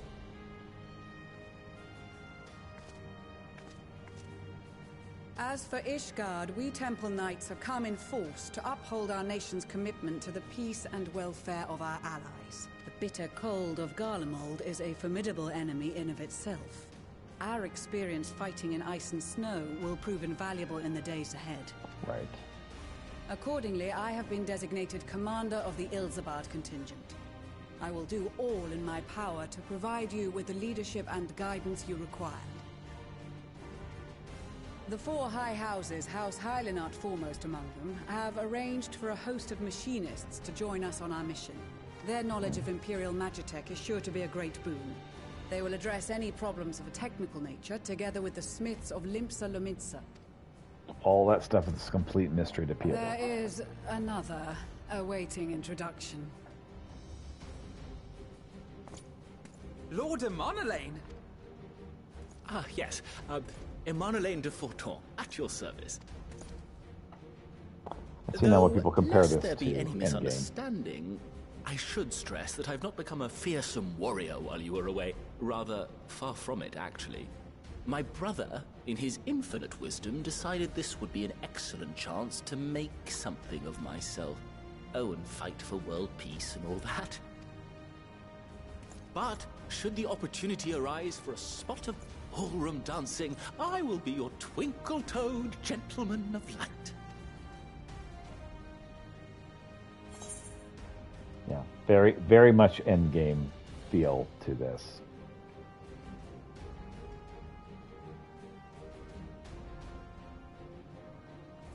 I dare say your fancy footwork may be all that stands between us and certain doom.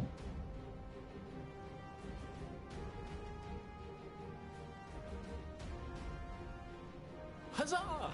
I cannot wait to regale Honoroa with my tales of derring-do. I believe that concludes introductions for the Grand Company of Eorzea.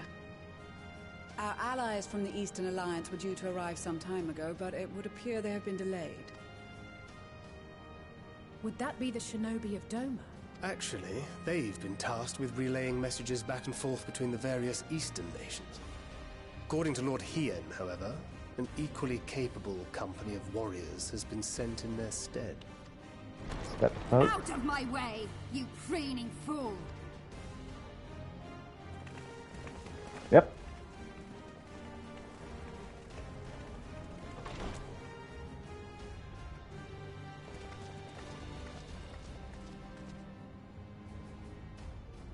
Forgive us for coming late. We are the delegates of the Eastern Alliance. Cyrena, and you've brought company. In both. No towers befoul our lands, so we marched on those of Doma, only to find them beyond our reach. But now our thirst for slaughter will be slaked. No quarter to the enemy! Sadu Hatun, no. We go to make peace with the Iron Men, not war. Warriors of the Steppe, we've heard many tales of your bravery. We welcome you as allies. And these other ones you have brought are... members of the Dalmascan resistance group, Lente's Tears. And the Bosnian resistance. Between them, they have a wealth of experience in espionage, and are particularly adept at infiltrating Imperial facilities. Which is fortuitous, since Garlemald's domain is so vast that I could never hope to handle reconnaissance duties all by myself. Dalmasca, Bosnia, Alamigo. All lands which have suffered the tyranny of the Empire. I would never presume to question your motives. Nevertheless, I must reiterate that our goal is to aid the victims of the Telophoroi, the common folk of Garlemald. And they are victims, make no mistake. Though I understand that many may struggle to see them as such. You're more right than you know. For every one of us that answered the call, there were a dozen that refused.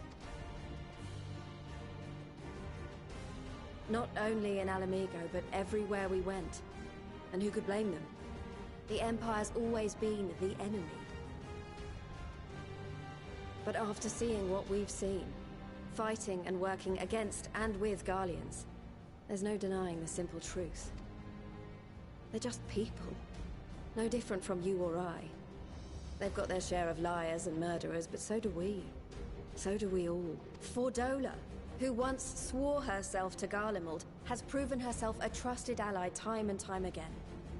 Every Eorzean here knows Cid Garland, the Imperial defector who shared with us countless technological wonders. Gaius bloody Balesar himself is working to help rebuild Wurlid, a nation he once conquered.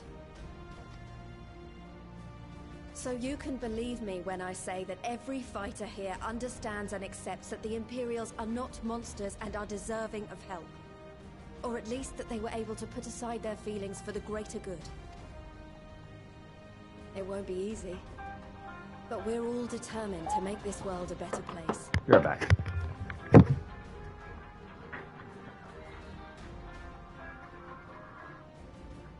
Hello? Uh-huh.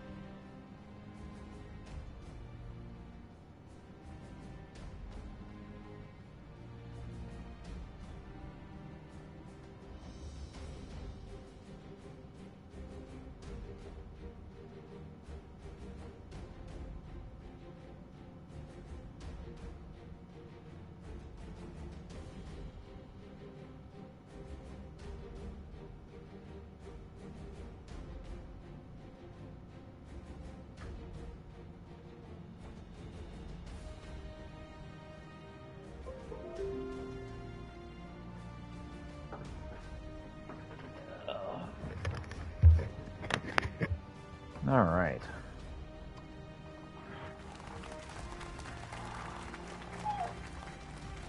What lingering concerns I may have had were clearly unwarranted.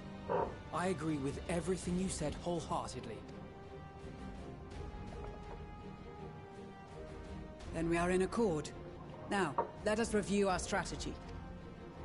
To reach the Garlean capital in northern Ilsabard, we must cross the central mountain range. Fortunately, Garland Ironworks can provide aerial transport, sparing us this most treacherous part of our journey. However, attempting to fly any closer to Garlemald would attract the attention of the Telophoroi. As they appear to have seized control of the majority of the Imperial military, we must assume that includes its fleet. In addition, Garlemald possesses devices that can interfere with airship navigational systems, further discouraging an airborne approach. Given the circumstances, the closest we dare deploy our contingent is an area between the range and the capital, the Magna Glaciers. From there, we must travel the rest of the way on foot. We will also need to bring the airships with us to ensure we can withdraw with haste. Although much of the terrain will be blanketed in snow, we should be able to make use of local roads and shipping facilities. The vast ice field will afford us an unobstructed view of the surrounding area. On the other hand, it will also allow others to easily spot us. Right. So it is imperative that we only make camp in positions where we can easily defend ourselves.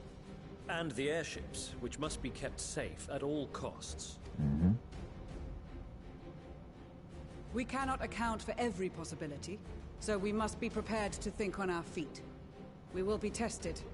Sorely tested, I expect. But for our homes and for our people, and a people not our own but in need, we will succeed. Spare no effort in your preparations. Once we depart, there is no turning back.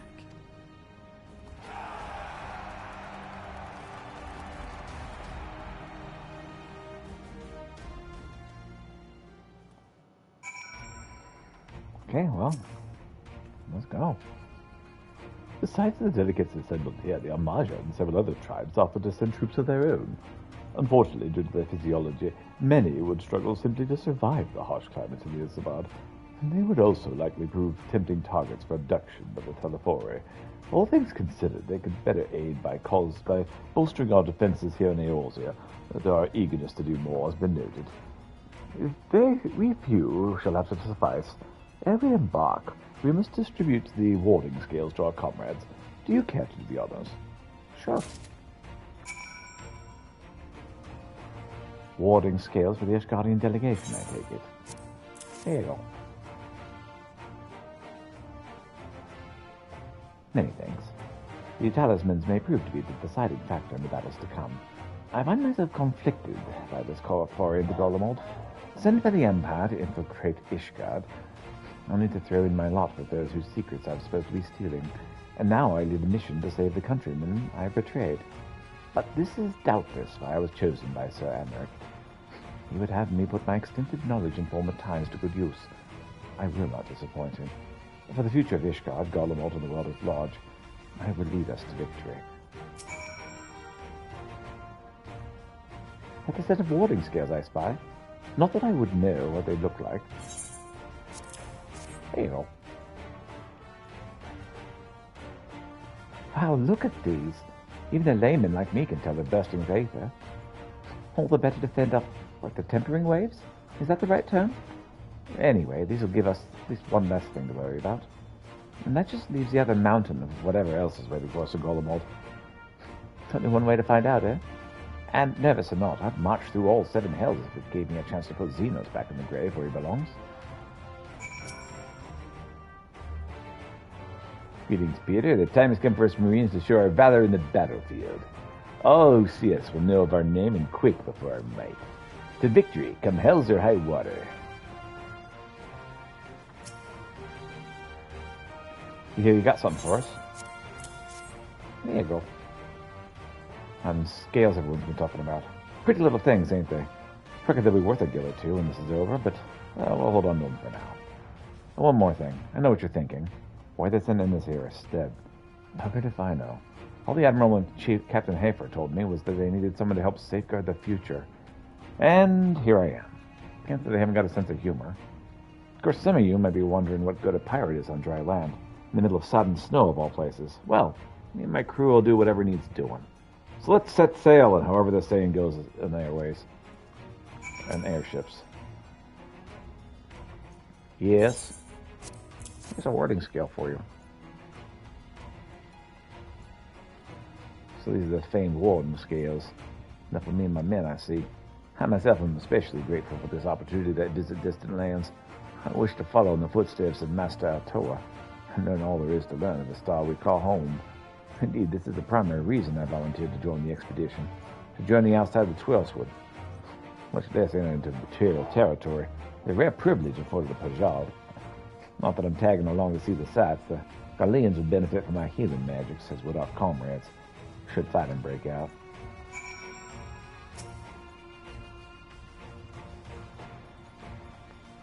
I can't lie to you, Peter. I wasn't entirely for this whole thing when Samson spoke to me. But if it means bringing your brother in arms, then who am I to pettifog? I shouldn't be too hard on him, I suppose. This bard unit is quite impressive. Really. Yes, one more credit where credit is due. Quite uncouth for him to do otherwise, after all. Our prowess has finally been recognized by the Order of the Twelfth Adder. Naturally, given a lot of those who are helping us. While his ability as a bard is unmatched, I do worry about his judgment. However, you need not. I shall be keeping a close eye on him, I promise. Who else do I definitely want to talk to? Hey there, Chichudo. I'm so glad I found you. And for you a letter from Master Heyman. Let's read it together, shall we? Now let's see here. I have every confidence in your fists will bring the Telefori to their knees. And should you espy any beautiful maidens thereabouts, perhaps sing to them my praises? Charming, Master. Well, more fool me into thinking this letter would contain something actually inspiring. Let's just, forget this note exists and focus on the battle ahead.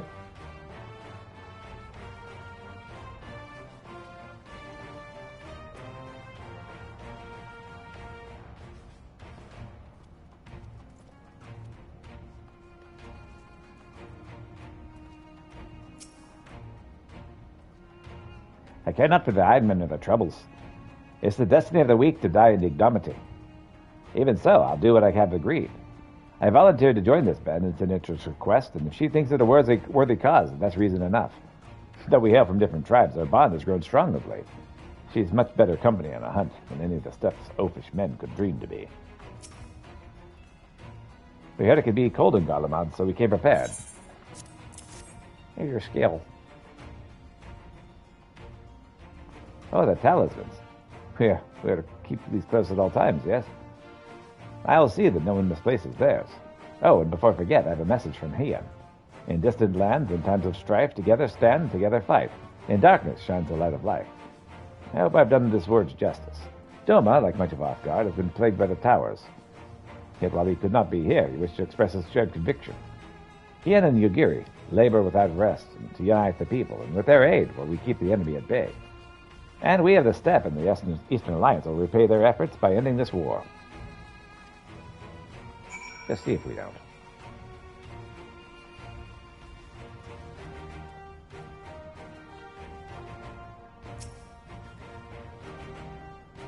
Do you have a warding scale for me, too? I do.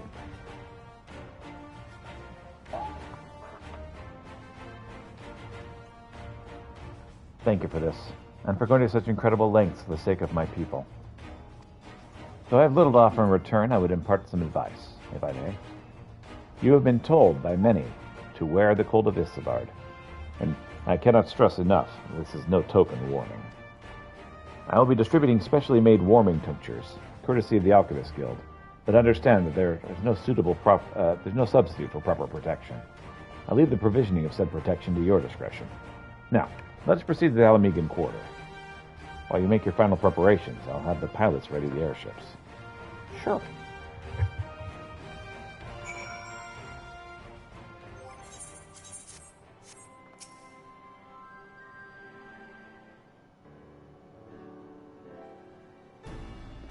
This is our last chance to make ready before we set forth. I needn't worry about Urianger and I. We still have what we wore in Garlemald before. Justinian claims to be quite warm and toasty beneath his armor, and since he spent a fair bit of time up north recently as well, I have no reason to doubt his words. Most of the others will be borrowing Grand Company stock. The rest of you could do likewise, I suppose, provided they're not overly concerned with style. Not to put too fine a point on it, but I wouldn't be seen dead in one of those ridiculous overcoats. If only I had the time to find something to my liking. Hark, is that the Scry of Scions, and he's a tailor, I hear? Hey, it's Tataru. Hi there. But how? I have my ways. Oh, yes, indeed. I thought you could sneak off to Isambard without telling me? Nothing escapes my notice. Now, you will wear these garments I made for you, whether you like it or not. You never cease to amaze. Now, why do you need a new outfit as well? Wait, are you coming with us? What? No, of course not, silly. It's all in the name of fashion. Rather, the pursuit of the highest quality fashion. Besides, how could I expect others to wear my creations if I've not worn them myself? Oh, I did have one other thing to share. Artemis and Baluma have finally returned from their assignments in faraway lands. They'll be staying at the Rising Stones for a while, to keep an eye on events throughout the Eorzea. Since I'll be running things back at headquarters, I was wondering if I could lend a hand, and Charlayan. Oh, why not? You can keep crowd company at the Baldestian Annex. Yes, we'd love to have you there. I heard Artemis and Balduma did a fine job carrying on in our stead while we were lying comatose. With them in charge of the Rising Stones, we've nothing to worry about. My thoughts also. Also, while I'm confident that we won't go collapsing again because a certain someone who shall remain nameless is in a position to transfer your souls to another world, if anything similarly disastrous were to happen, I'd be well positioned to do something about it. Anyway, I've got a few things to take care of, and I'll make my way to Charlayan. Really do hope these new clothes are enough to keep you warm in Garlemald. It's not much, but it's the only thing I can do for you, other than pray for your safe return, which I will, every day. And that's not to keep the contingent waiting any longer. Yeah, let's go get it. Here are your winter woolies, handcrafted by yours truly. Thank you.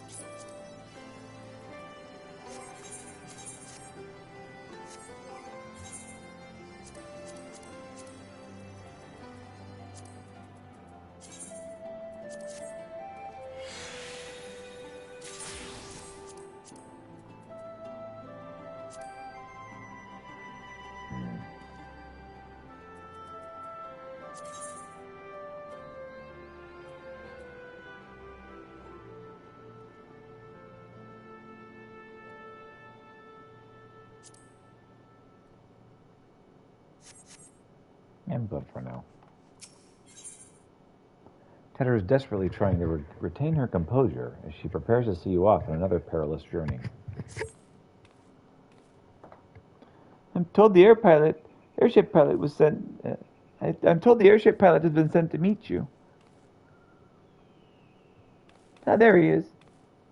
All right, this is where we go our separate ways. Do be careful, will you? Yeah, no promises. But, yeah, I'll try.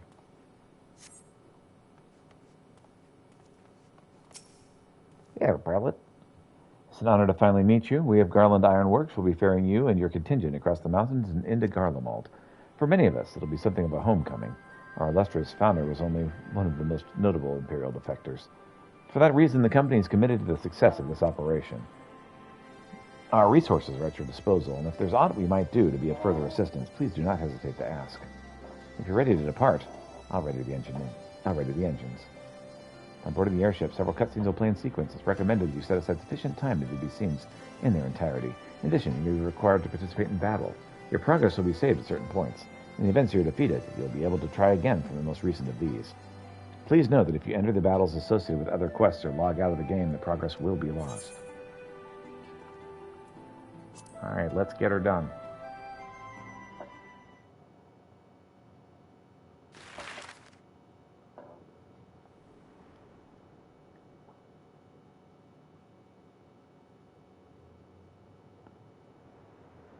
Malamigo into Garlemald we go. Ilsabad, divided in twain by a vast mountain range. Those who would traverse its jagged peaks face peril at every step. But why go by foot when one can simply fly?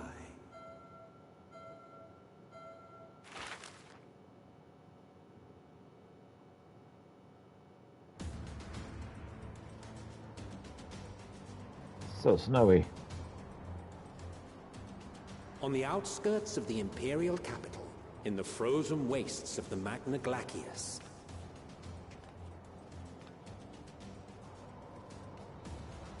the winds howl in icy protest, as if to warn against further trespass.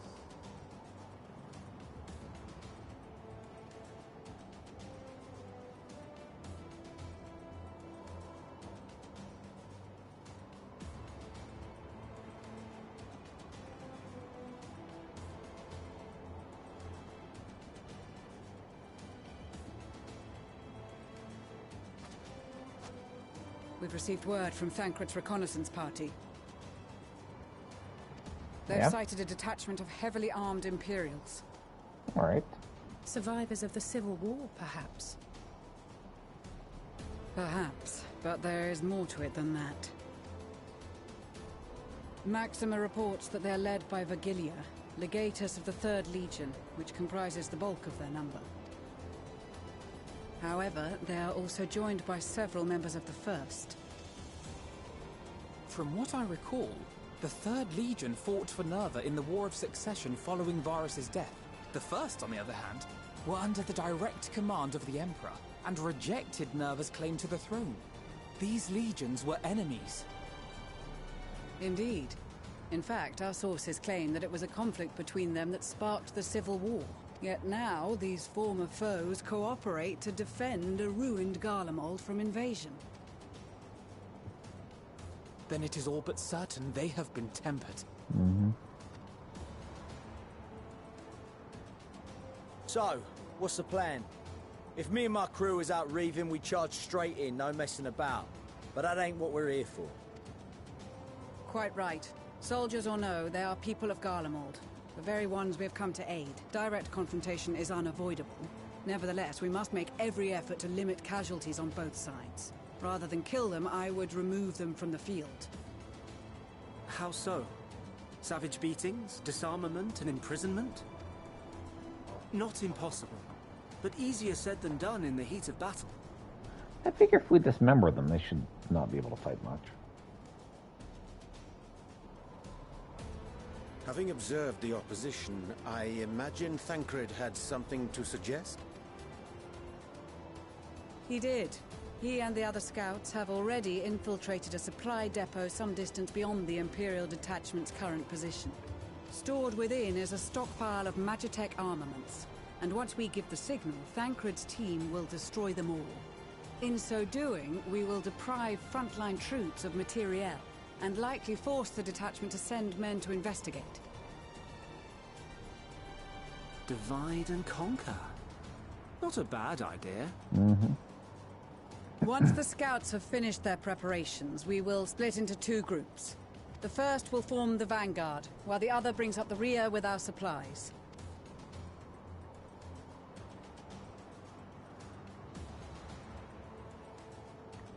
As for the Scions, I ask that you lend your assistance where you deem it needed most.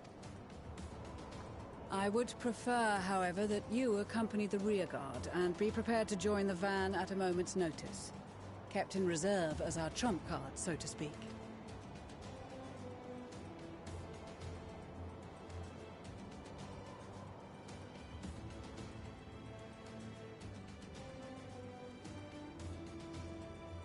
Meanwhile, in the Imperial Supply Depot,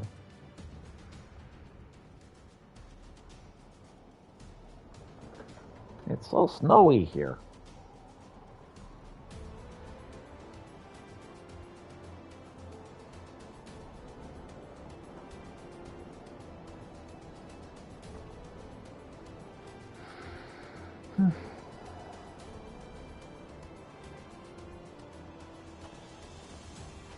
Your proposal was well received.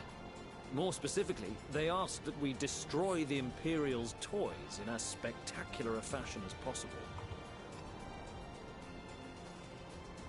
Ishtola always did have a flair for the dramatic. She's not an easy woman to please, but I shall do my best to satisfy her thirst for fireworks. All right, once more for my peace of mind. Our first objective will be to rig the enemy's Magitech with explosives. After we've withdrawn to a safe distance, we'll detonate them remotely. Our second will be to issue a deactivation command to the automated units via the control terminal. If our calculations are correct, this signal should reach those deployed on the front line, giving our friends a much-needed upper hand. The blizzard will help us stay hidden, so let's aim to get in and out before it passes. Trust in the plan, and we should all live to see tomorrow. Definitely In the a fan of meantime, I living. will relay messages back and forth as the situation unfolds. You'll forgive me if I ask again, but are you certain you wish to play the lone wolf? Wouldn't have it any other way. Call it foolish and reckless if you like, but I'll get the job done. I always do. Very well. I wish you the best of luck.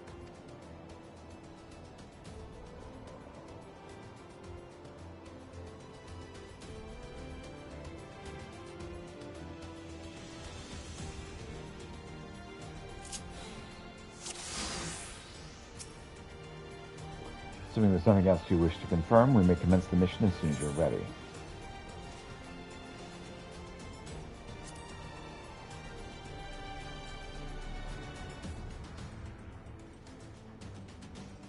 the coming battle, you'll fight as Thancred. You'll have two objectives. Place the explosive in the Imperial Magitech, deactivate the frontline Magitech units via the control terminal.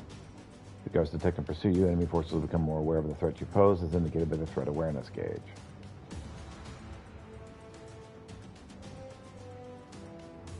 Gauge will gradually fill until you defeat all alerted enemies. If the gauge is completely filled, the guards will call for reinforcements and the mission will end in failure. Use swift deception to avoid detection as you go about completing your objectives.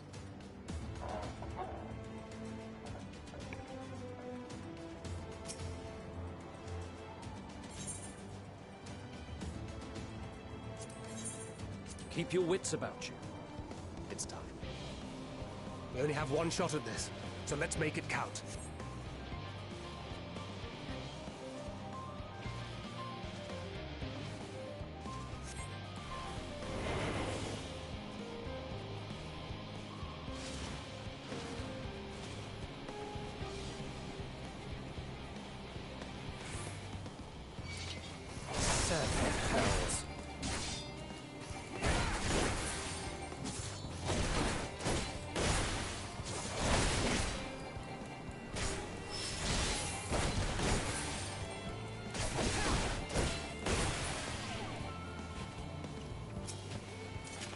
Manage to avoid the notice the enemy at large for now.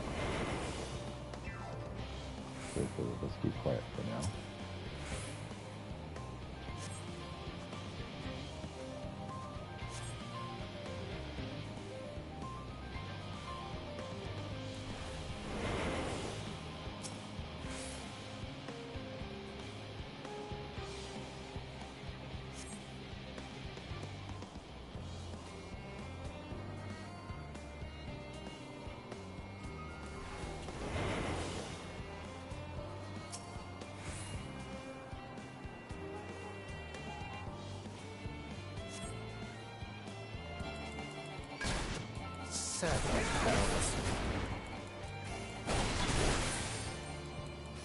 Goes down to the theater of your intrusion.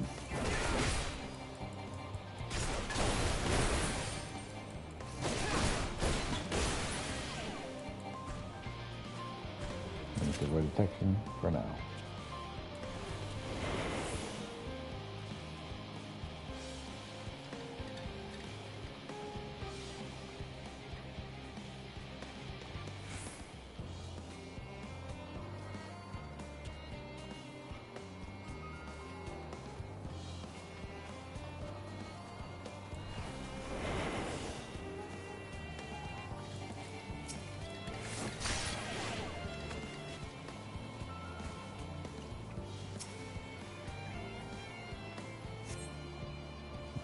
Sleep.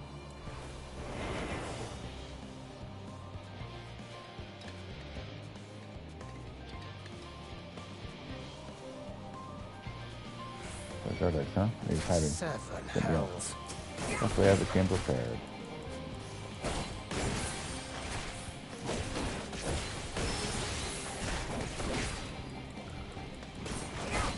The Locanus.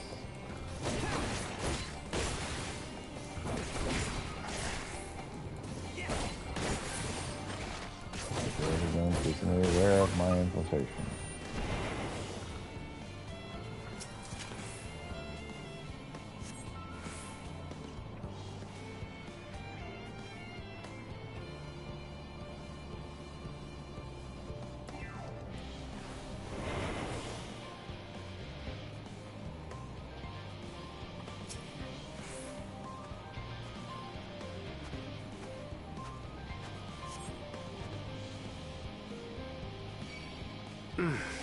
Must be losing my touch.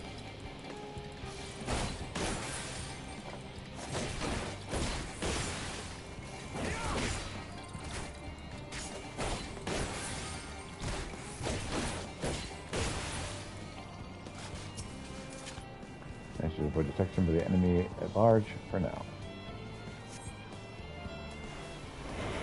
To hide and delay your progress.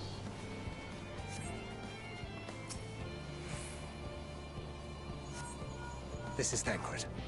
The explosives are in place. Very good. All is proceeding as planned.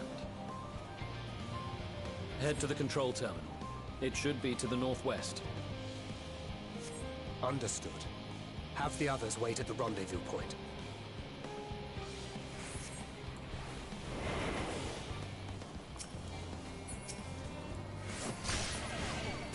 Must be losing my touch.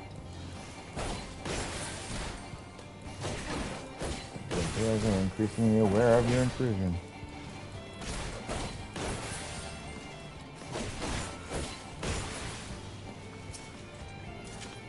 Thanks to avoid detection by enemy at large for now.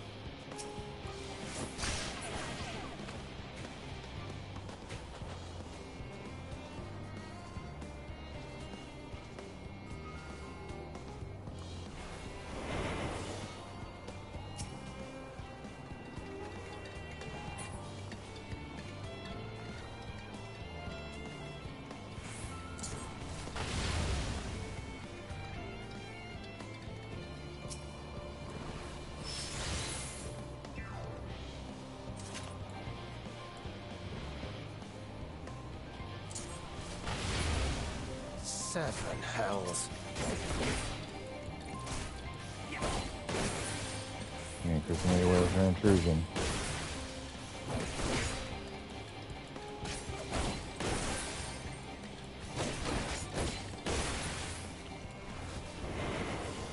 Avoid detection by the enemy forces at large for now.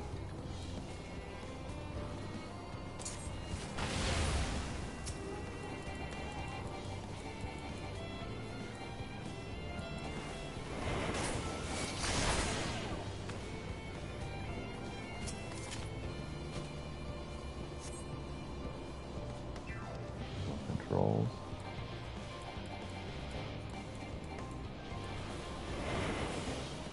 To the control terminal.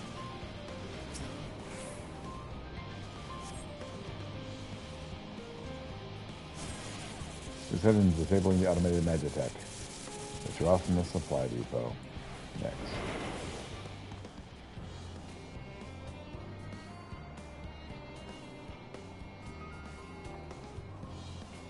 I was able to succeed.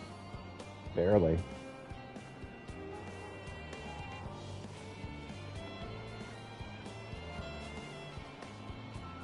You are returned, and none the worse for wear, to my considerable relief.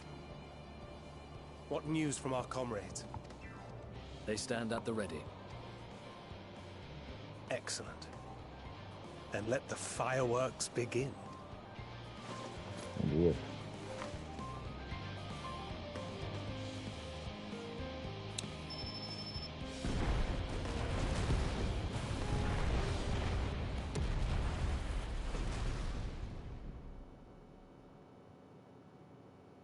A few moments later, at the rear of the Isambard contingency's supply caravan.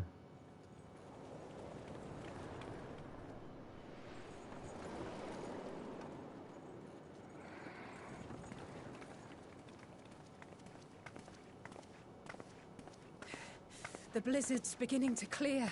Well, that's good. The Vanguard should be engaging the Imperials any moment now. If they haven't already. Ishtola and the others are with them, so I'm sure they'll be all right, but...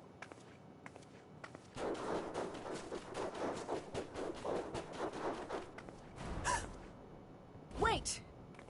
Something's coming! It's a pupper?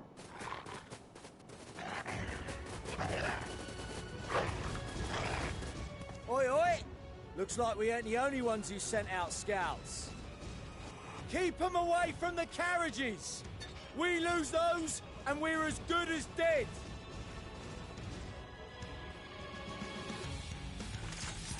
All right, let's go.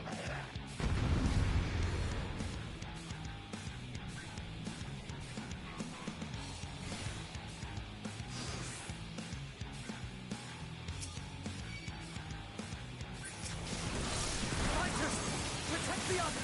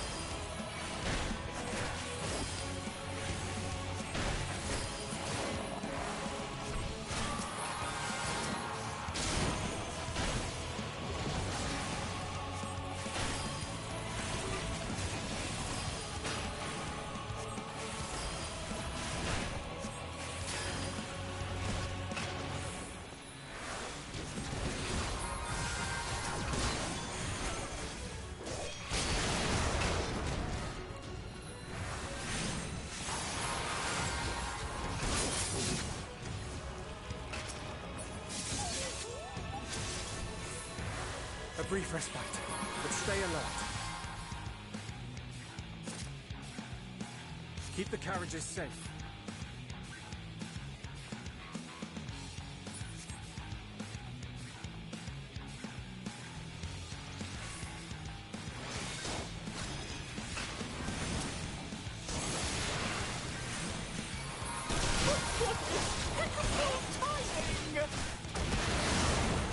Fear not, friends! The savior of Ishgard is here!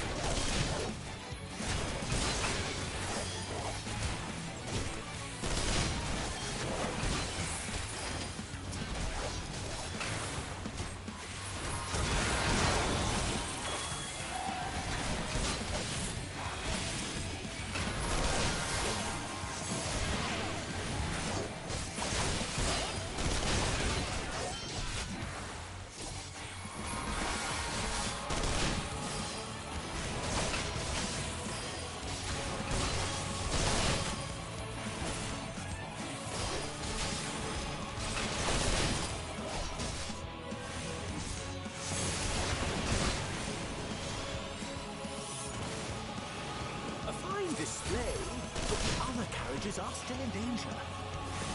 Go on ahead. We'll hold the line.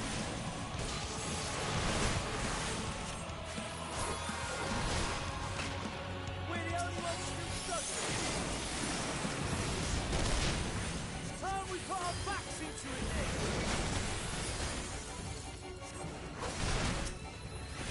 I've been itching for a good scrap.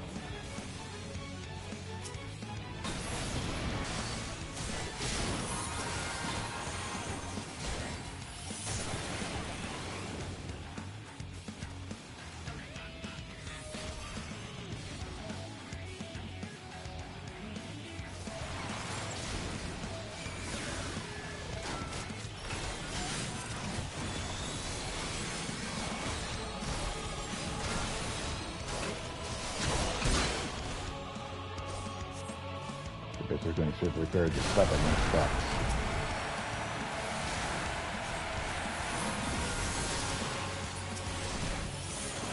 Actually, broadside it.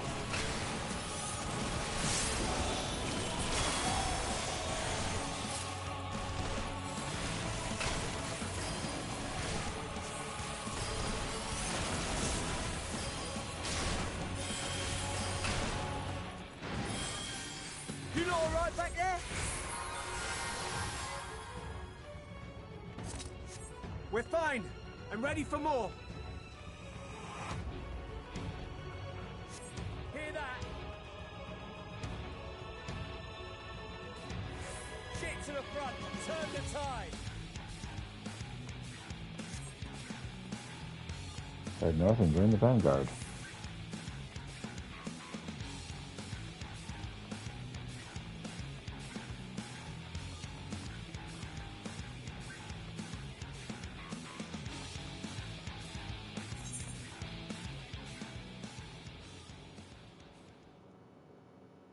Meanwhile, on the front line,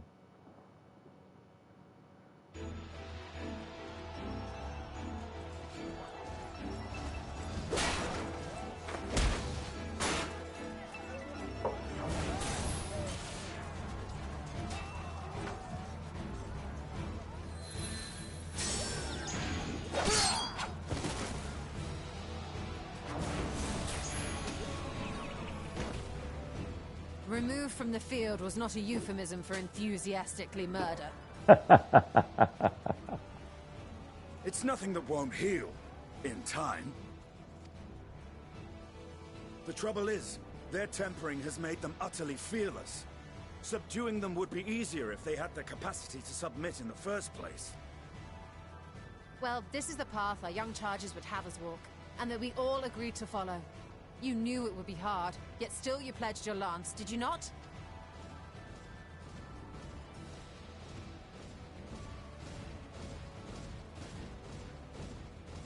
That I did.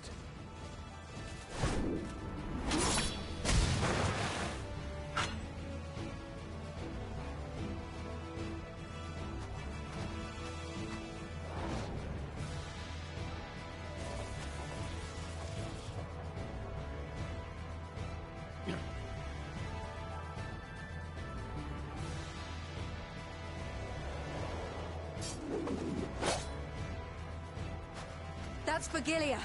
Damn it. I need to help the others take her down. There's no end to them!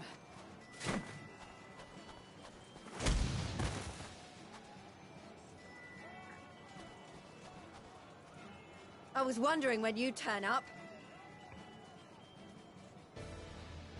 Honestly, I'm a lot more comfortable here. There's no stopping us now. Come on. Let's show them what we're made of.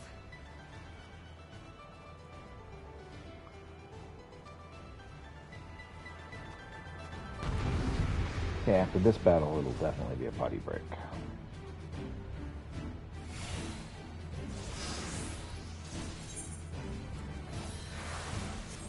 We have them now! Forward!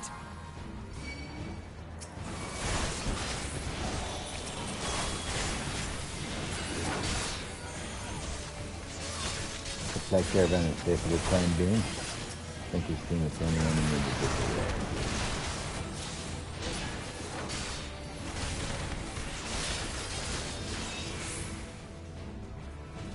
Right!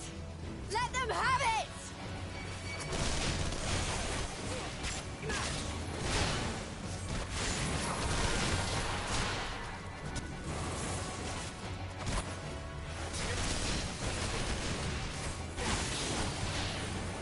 That's in.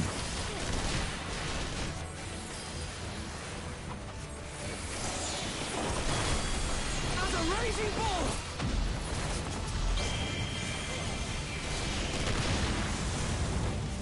Nicely done, Dippin.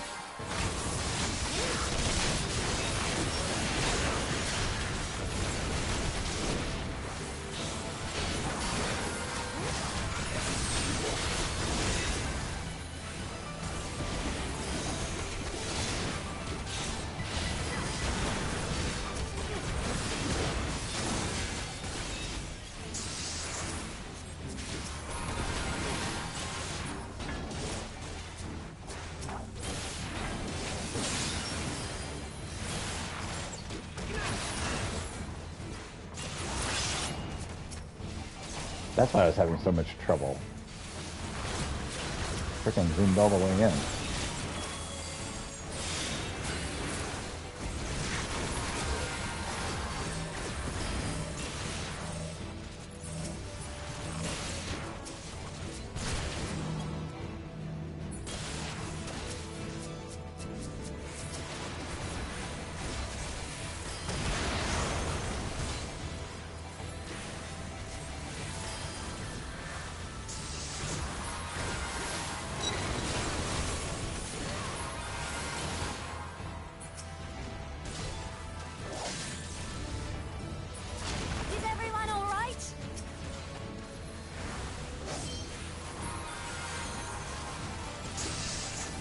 Also good.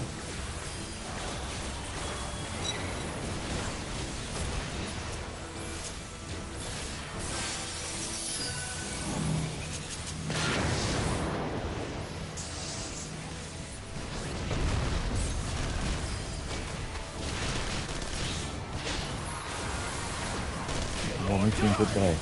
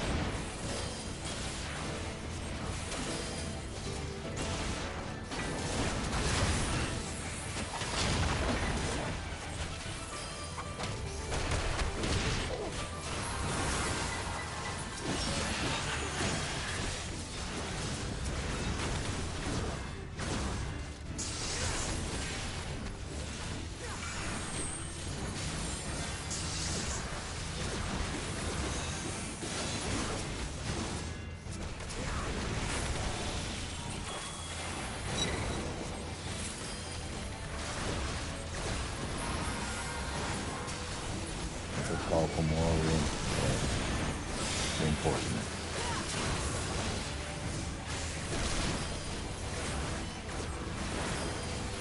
Also resolution.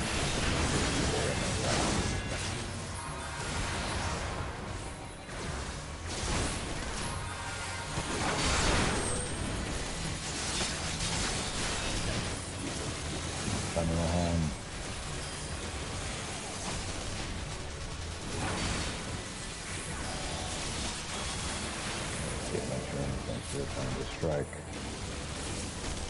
Tremble before the sun!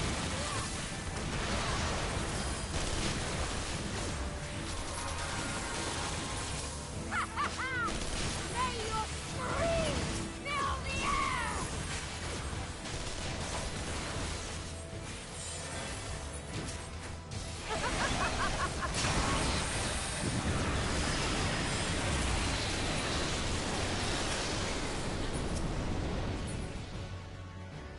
Duty complete.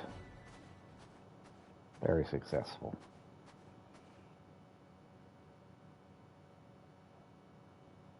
Discovered a new location.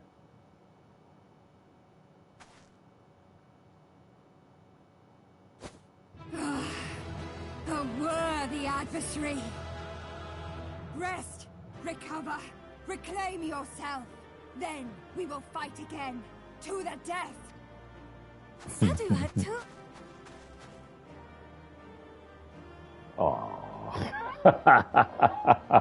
That was the last of them. The day is ours, thanks to your timely arrival. What of the supply caravan? No casualties worth me mentioning. Outmaneuvered, but not outmatched. Good. Let us take the Imperials into custody and rejoin our comrades. And soon we shall arrive at the capital.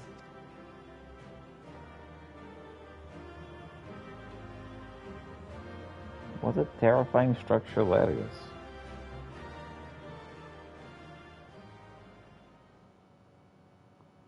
So cold and unforgiving. Thus spoke Emperor Solus as he gazed upon his barren domain.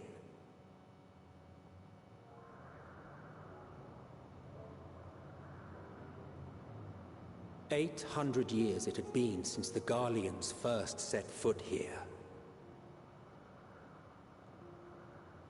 Bested by the Kavosi after centuries of war and driven from fertile southern pastures into the blasted northern wastes.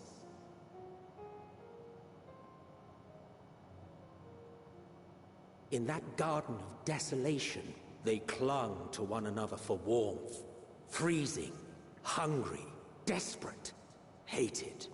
Into our lands.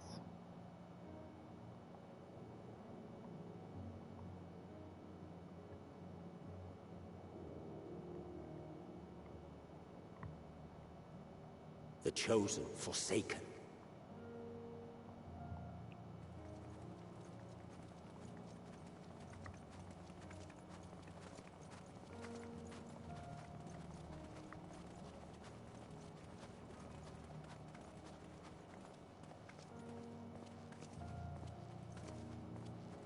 In the year 1513 of the 6th Astral Era, a young legatus named Solus single-handedly sparked the Magitech Revolution.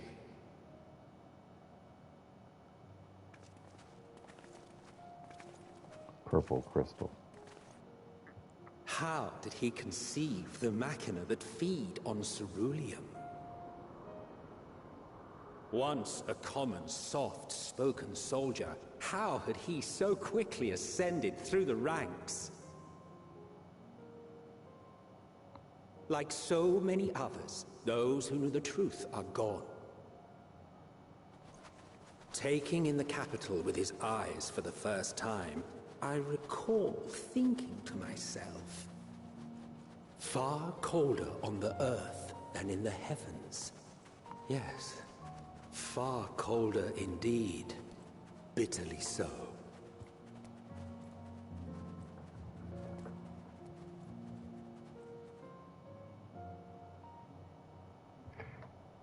Garlemald, Isambard.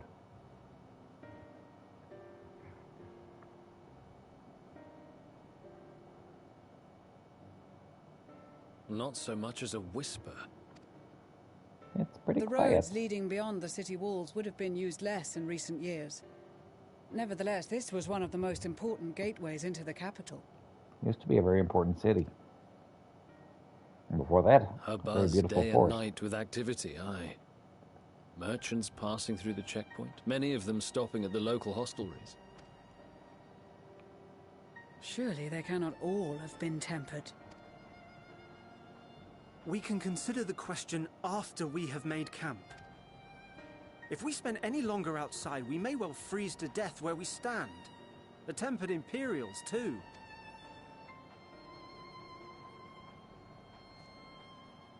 This will be our temporary base of operations. Secure shelter for ourselves and the injured, and dispatch scouts to survey the surrounding area. All right. If we're planning on staying here a while, we ought to give this place a proper name. Well, the constant sound of ice cracking underfoot makes me think of broken glass. An apt name, perhaps. But enough of this. To work, everyone!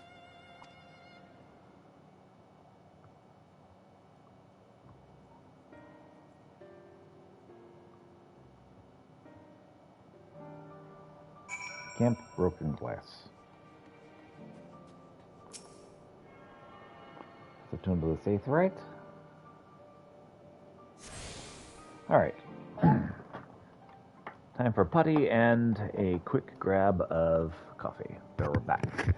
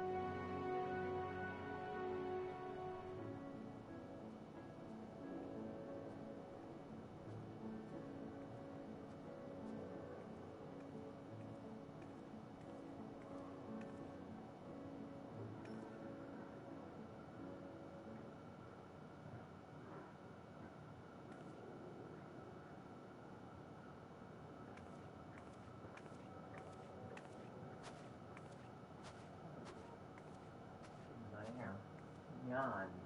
Yanni Kerigan.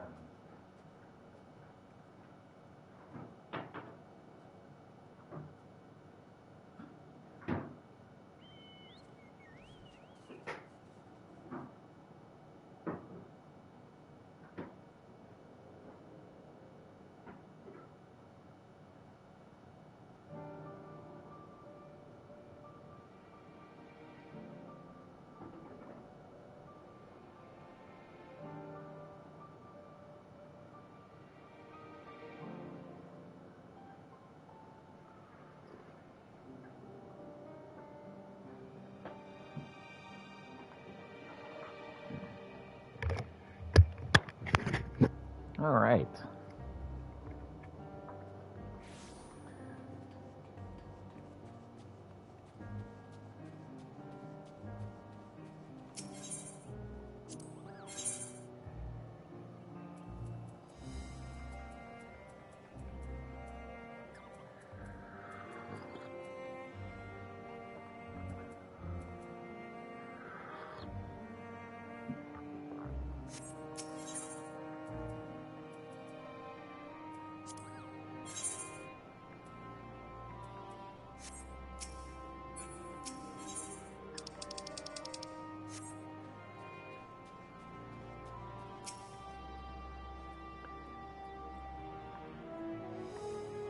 I travel about with the troops, purveying my wares wherever they go. I'm still setting up shop, but come back later and I'll be able to do business with you. You must progress further toward Endwalker's main scenario in order to access this vendor's wares.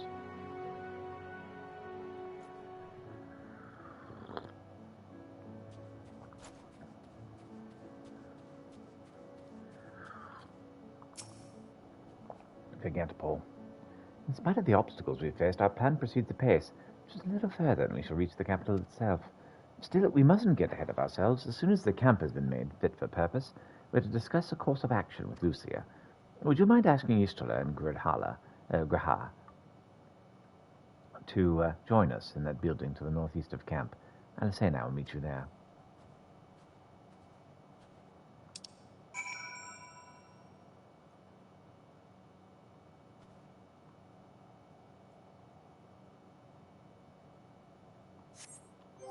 Okay. Oh.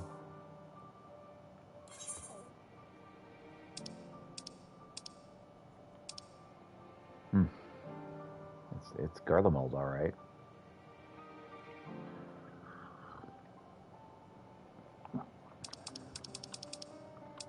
Okay.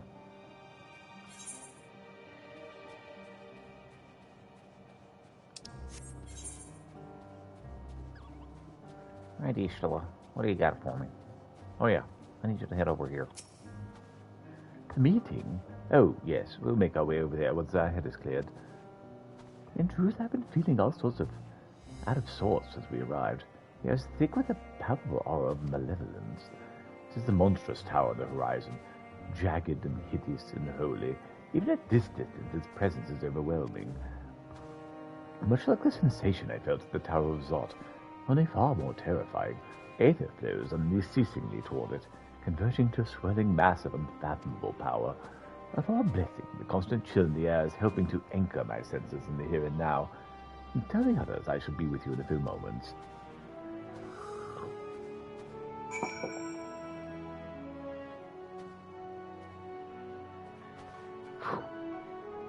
That tower.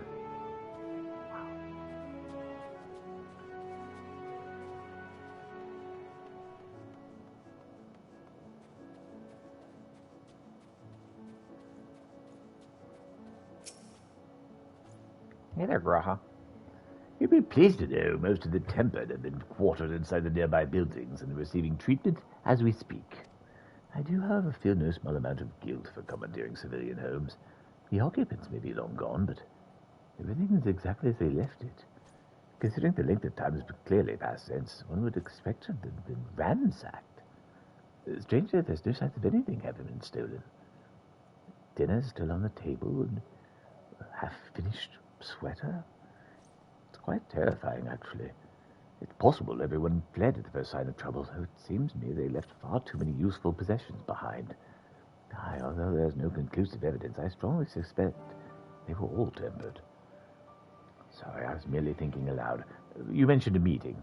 I'll make my way there.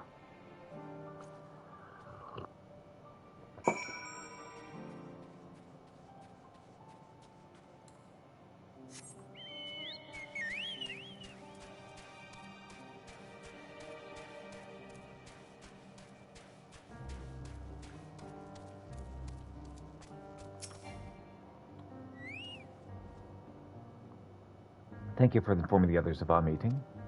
When everyone is here, we'll begin. Frosty reception has begun. I believe this is what's my next option. Our present situation is as follows. Yes? Efforts to aid the people of Garlemald have begun in earnest. Good. Moreover, having entered into the capital, the Imperial Palace is within our reach. Also good. But before we proceed further, we must learn what has befallen this city. Indeed. For therein lies the key to understanding and combating the Telophoroi's designs. I have a suggestion, if I may. Yes? Several of the Imperial soldiers we captured on the Magna Glaciers are members of the Populares and acquaintances of mine. Once we have cured them of their tempering, they should be able to give a reliable account of the events leading to the capital's downfall. Indeed. A promising idea. I will assist the healers and their ministrations. The outfit looks wonderful, Ishtala. Of course, I will require a proxy of my own, assuming you can spare one. Quite. Would you like a hand? No, I am sure we will manage.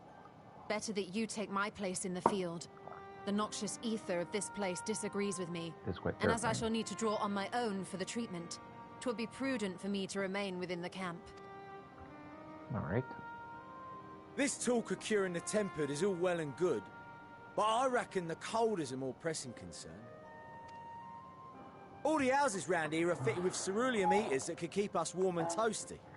Problem is the machines seem to have given up the ghost, and if we keep sitting around, freezing our asses off, we'll be next. My smiths reckon that with the right parts, they can have them working again, but it won't be easy. Understood. The machinists will assist them in the repairs. Very good. The rest of us should either stand watch or survey the area. Oh, I'll be on the survey team. We've made our presence known to the Telophoroi. They will be searching for us, if they have not already ascertained our position. That we have seen no sign of them since the battle suggests they have yet to do so. However, I suspect they may be biding their time. I agree. Or perhaps we are beneath their notice. Also a disturbing possibility.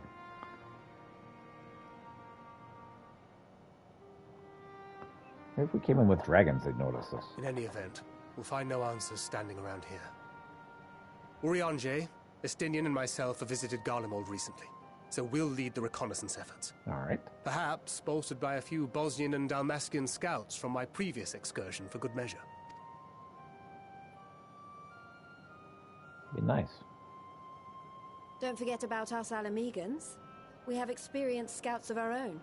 Well now, this is turning out to be a rather sizable team. Right.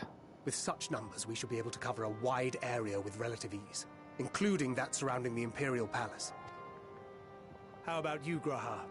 I have a feeling we'll find a use or two for that vanishing spell of yours.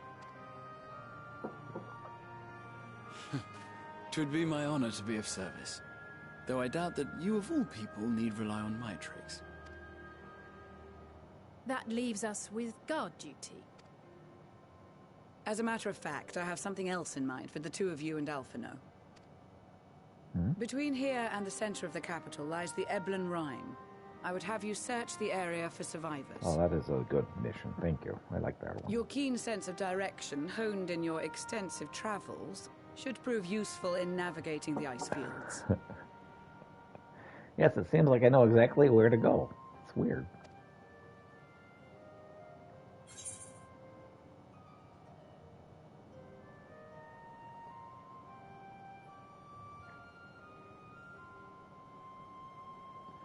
If there are any survivors, we'll surely find them. I have faith that you will, and look forward to greeting you on your safe return. You all have your duties. Let us make haste. May the Fury bless and keep you. Aw. I like that phrase.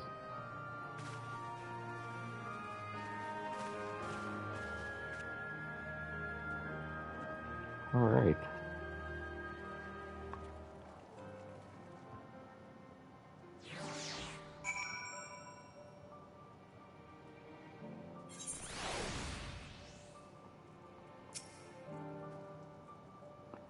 Gods be good. If it's this cold with Tattoo's clothing, I dare to dread to think how we'd fare without it. And we must remember to thank her when next we meet. It makes me realize, too, that while the people of Garlemald have spent their whole lives in conditions like these, even they'd be hard-pressed to survive away from the warmth of their homes.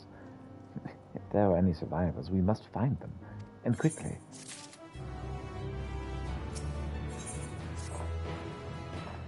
What ho, chums? Been given to something to do, have you? As it happens, I too have been ordered to make myself useful. Sounds like a rather tall order. Since you ask, we're to scour the Iblim Rime for survivors. What? Wonder about ice fields on the off chance you'll find someone.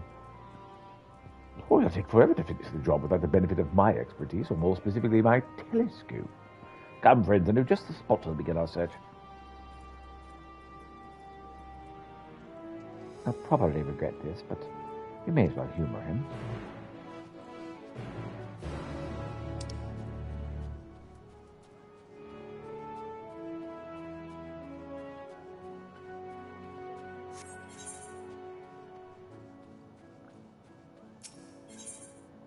Hey, Alec. Just the person I was hoping to see. Might I interest you in a little hunting? Probably. It's bears I'm after. If you've never tried their meat, I thoroughly recommend it. They're far from the easiest of prey, though I dare say you face much worse. If you're game, here's the plan. First we lure them out on this deer meat, which I've also laced with sleeping potion. Then it's a simple matter of walking over and offering them in the matter of your choosing. What could be simpler? There's 3 ample servings of prime venison. Be sure to let the concoction take effect before swooping in to catch your prize.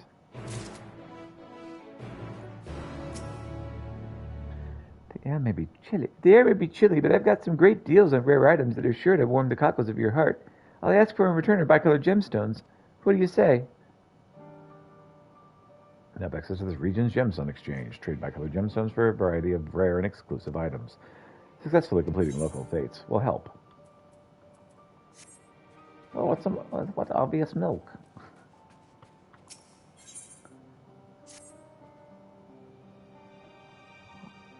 I have an important task to perform, and by that I mean have someone else perform. I've been lumbered with the inevitable duty of keeping inventory of supplies brought by every delegation. Though weaponry and basic provisions have been accounted for, I can't say the same for what might be considered creature comforts. You see, even the most frivolous of things can make a huge difference out here in the frozen wastes, so I'm trying to put together a list of the luxury goods at your disposal. Seeing as how you're on good terms with practically everyone here, better than me at any rate, perhaps you could help. Oh yeah, everyone loves me. Much appreciated. I have already sent one of my subordinates to speak with the Maelstrom Temple Knights and Alamegan Resistance. I need you to ask the remaining groups, namely the Twin Adders, Immortal Flames, and Far Eastern allies. Any information you can bring me would be most welcome.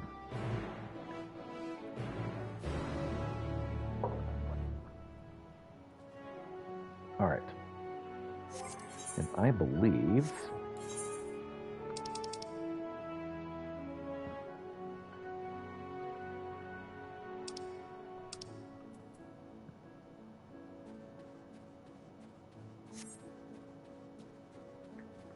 let's replace the great work.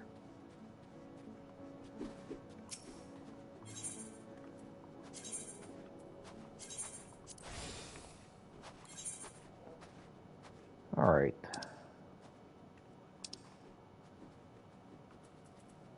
So, Old Charlotte, let's head back. Activate the next mission for gathering, so I can be a matchmaker.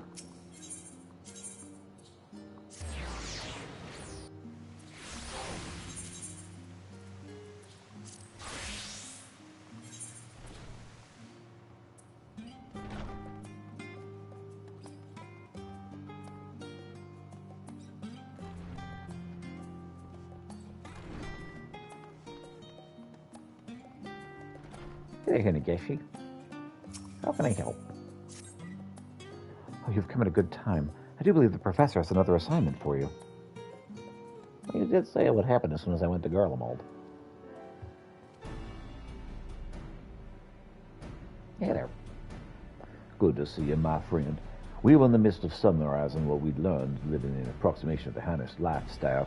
While we commit our thoughts to parchment, I'd ask you to acquire a few things we need for our next sample of culture. Well, what do you have in mind exactly?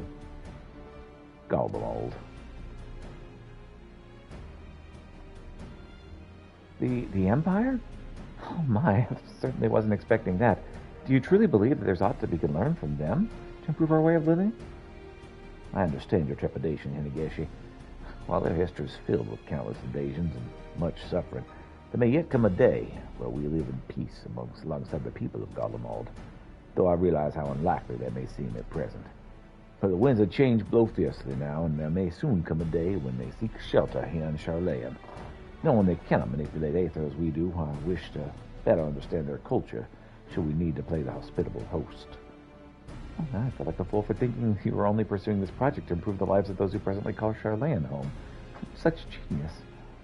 To that end, I would ask you to procure a most essential staple of Gallian living. I speak of an ore unique to the region, a certain fruit, that's adapted to grow even in the coldest of climates. Oh, and do not fret. You do not need to bring me back both. One or the other will suffice. All right. Well, you got it. Fruit. Studium delivery commenced. Student deliveries list for Hinegashi have been updated. To view the new list, speak with Hinegashi.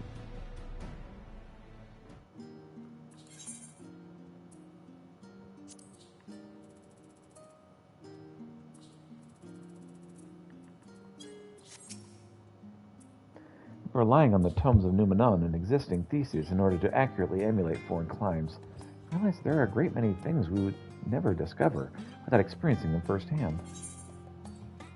Okay, Garlean staple.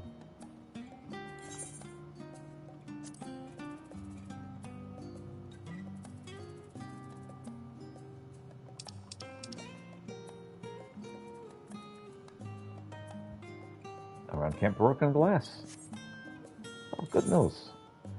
That's where I happen to be. All right, get broken glass. Let's go. No problems.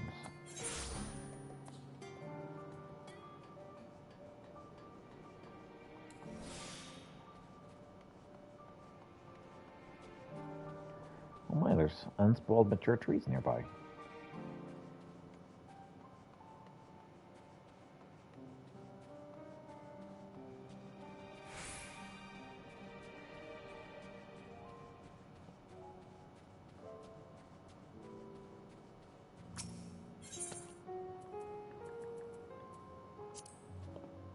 Grab a red pine log while we can.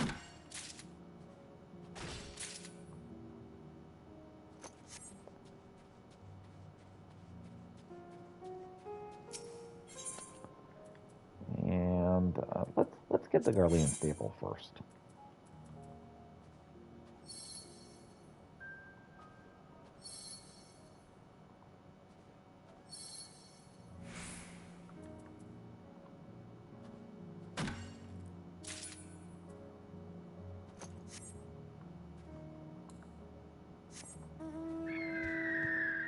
In this direction.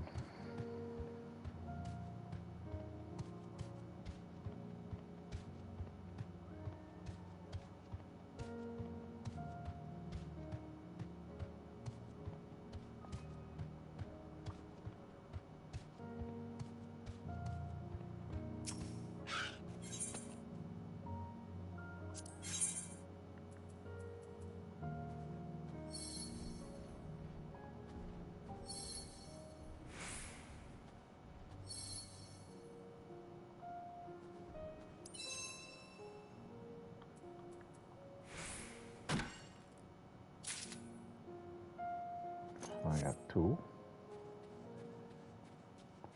4 more.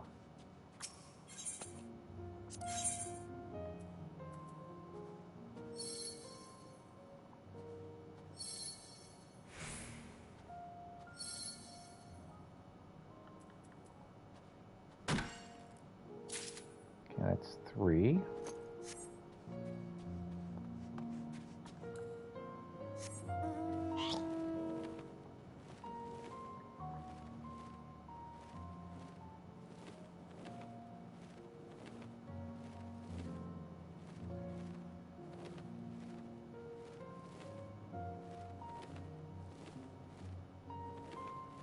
Ceruleum Sprite.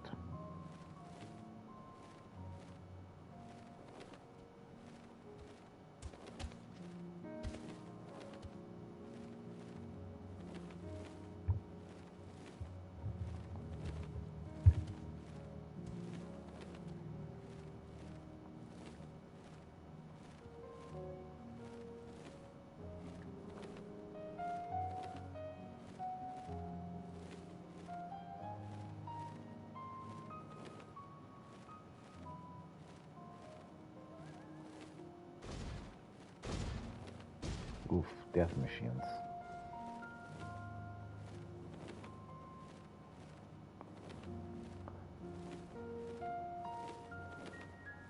Capital seems really messed up.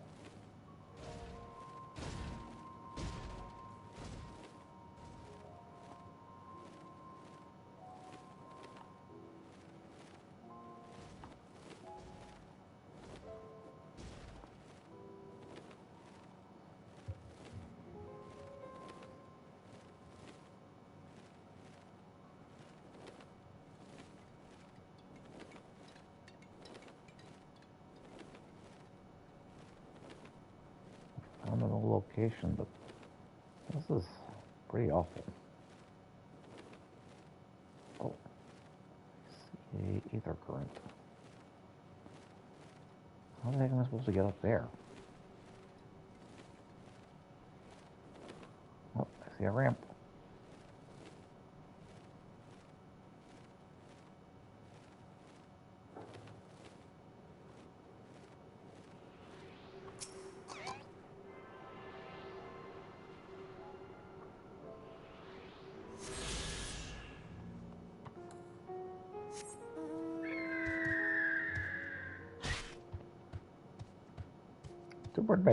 Too bad my bird can't fly.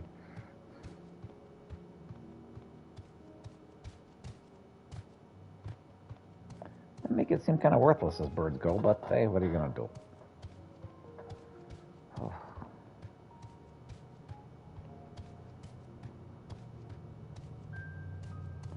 You know, this place is just very depressing.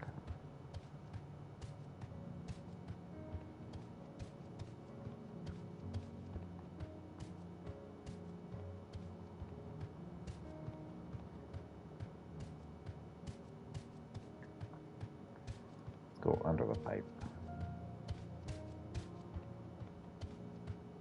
Oh man. Oh, that's just sad. Well, let's get what we can get then.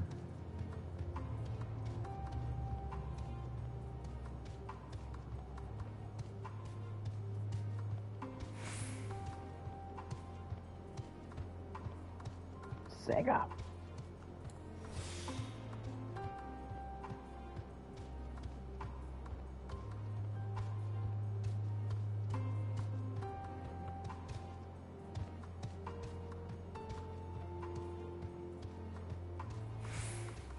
Pretty awful how everything's just like dead around here. And clearly there were people at some point.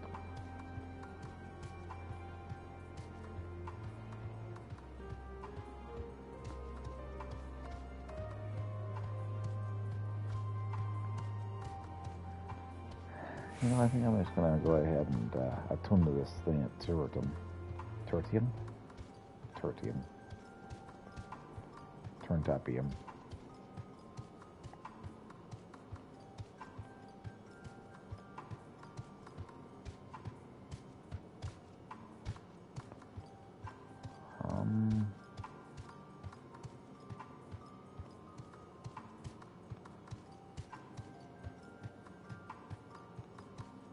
Maybe it's underground?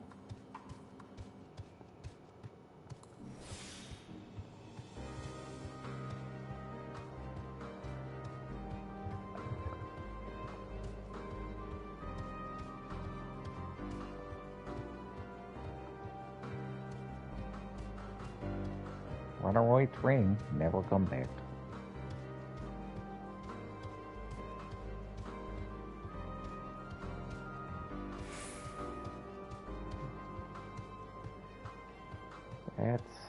That's pretty awful too.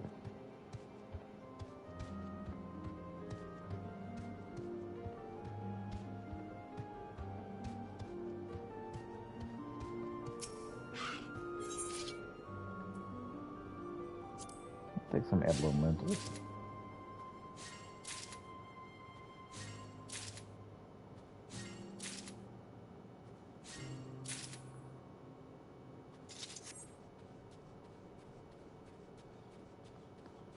I'm definitely just going around scouting here, even though I was told not to do that.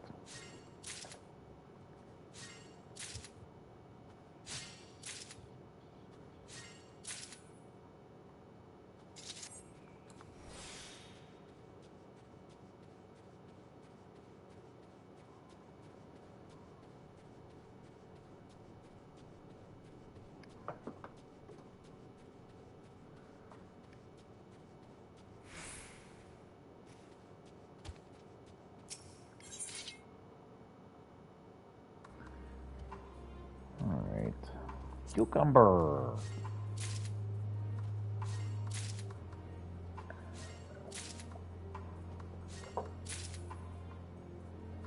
Could be worse. Could be an eggplant.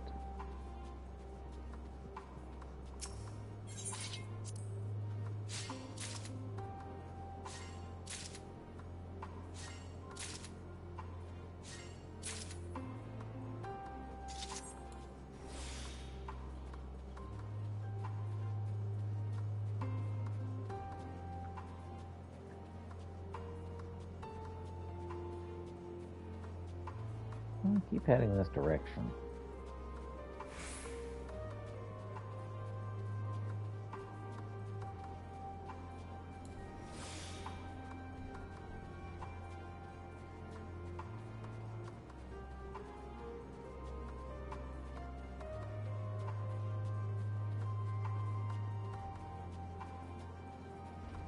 Avibos.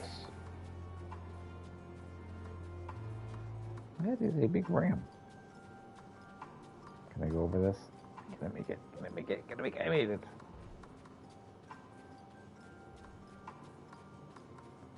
So what? I need 3. 3 more Garlean staples.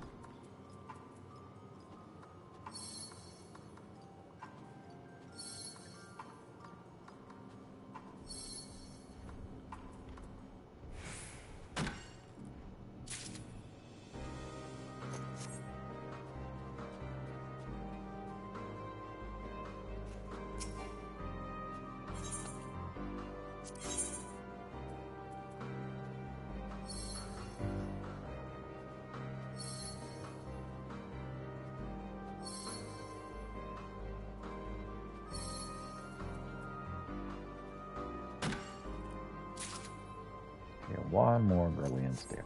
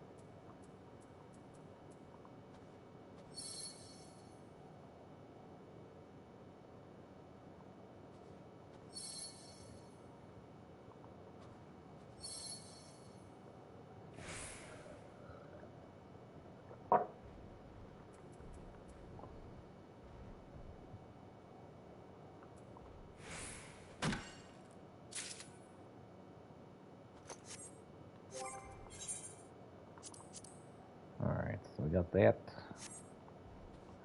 And let's go ahead and grab the extra one right here, just so we have it. Probably get us up to level 84, I would assume.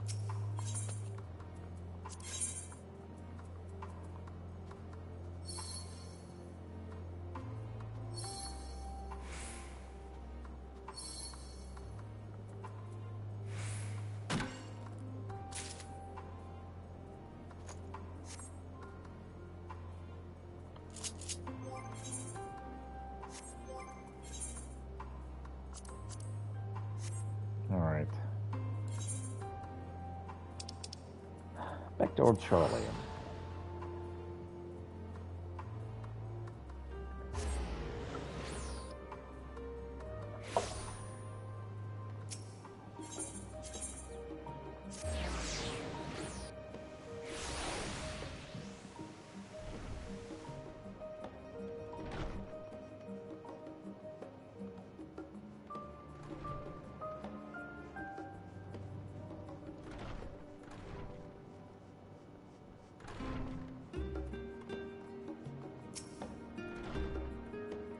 You've been relying on the tomes of Numenor and existing theses in order to accurately emulate foreign cultures, and I realize there are a great many things you would never discover without experiencing them firsthand.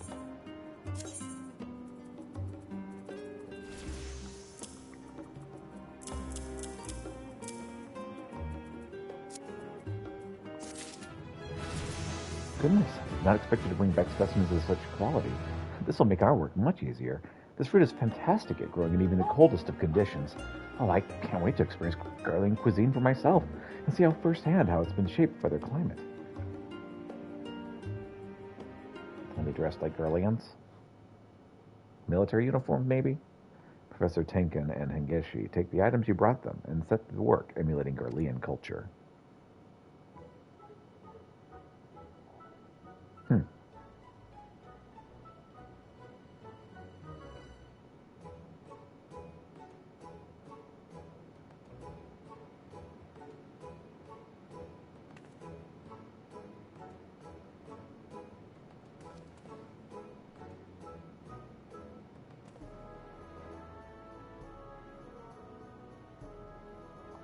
I must say I'm warming up to these cozy clothes and Magitech heaters. All this would definitely improve life in Charlayan. Alas, we've only been granted permission to use the heaters for the duration of our research. We'll have to return them to the studio when we're done.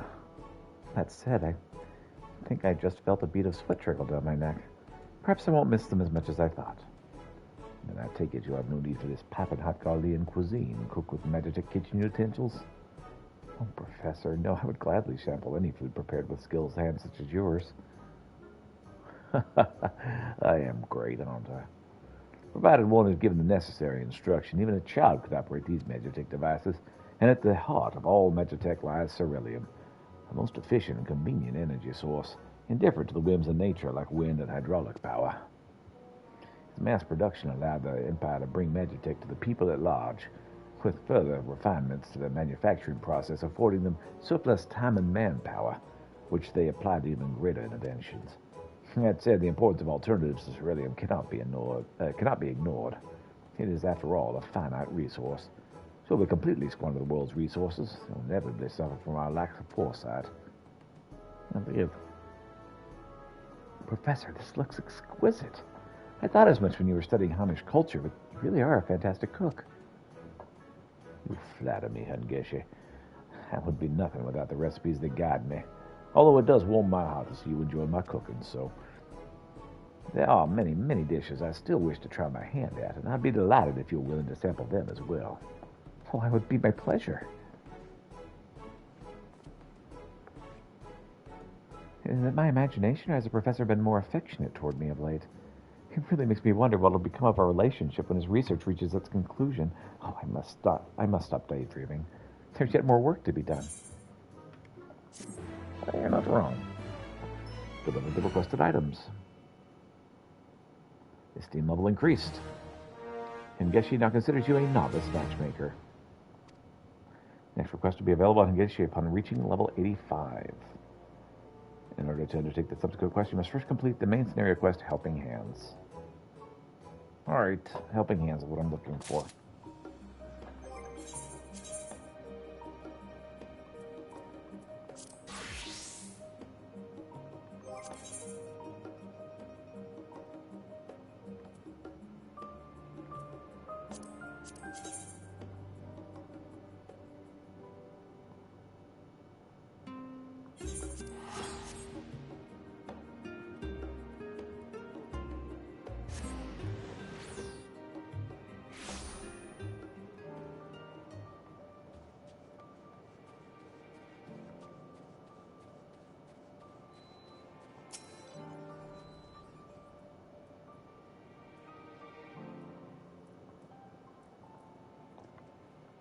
Creature comforts. We did bring a large shipment of tea leaves provided by the Carline Company. Mother Mune and Fafusha both agreed there was no better way to stave up in the cold than the nice hot brew. I can personally attest to that. We have enough for everyone if they have a mind to try it.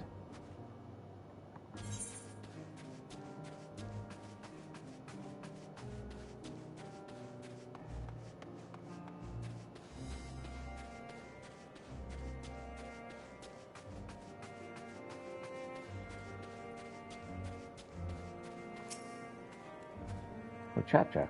Hey, what's up? Let me see. Other than the usual material, we also have a number of tents donated by Lord Lolorito. A few of them have been pitched around the camp, and you might be interested to know they are woven by Alamegan refugees, who are all glad they found meaningful employment, and the quality of their work speaks for itself. We do appear, however, to have overestimated how many tents we would need, and find ourselves with a surplus of cloth. We soon discovered, however, that when folded up, the tent sheets made for surprisingly good bedding. I'd be happy to donate a few.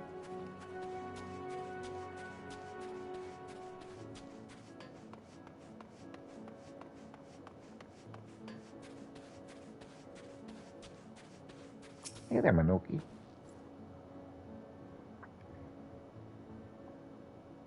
There's one thing that springs to mind. We brought several bolts of felt. It might seem a bit odd to some. Most people don't realize how effective it is in keeping the cold out and the warm in. And that's not all. We used it in everything from clothing to our yurts, and even for patching up wounds. Of course, we're more than willing to share with the rest of the contingent. We also have a whole crate of which you might call warming stones to the common tongue. Hold one in your hand and you'll see what I mean. There are plenty of those to go around as well.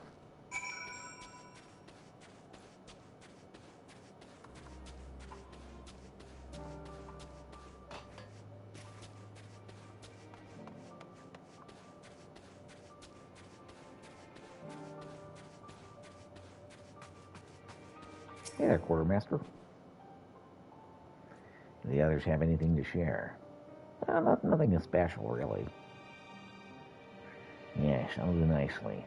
What's more, the Temple Knights, Maelstrom, and Alamegan Resistance have a fair few useful supplies of their own. So my list of creature comforts is a lot longer than I was expecting. In all honesty, I was worried about taking in all the Imperials might put everyone, including them, in a very unfavorable position. Even those of us most committed to the cause might find it hard to put the needs of our former enemies before those of our sworn comrades. A valid point, perhaps, until you stop to consider the terrible fate that has befallen Garlemald. I wouldn't wish that on anyone. In any case, they're the reason we're here in the first place. What's our duty to lend them what aid we can. Listen to me ramble on. Anyway, for your part in making our lives a little more bearable, please accept this as a token of my gratitude. Thank you.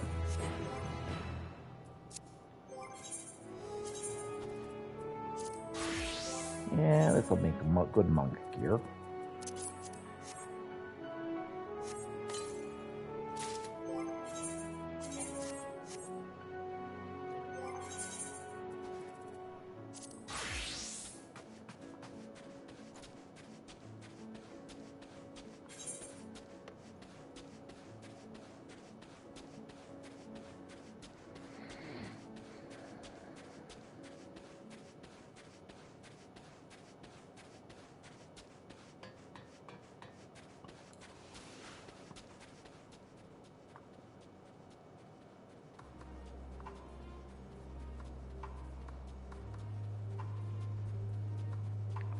Goodness, it's stupid cold around here.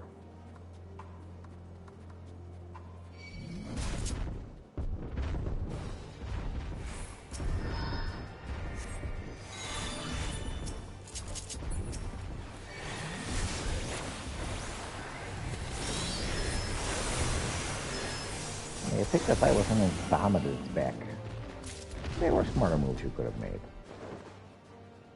That's some milk.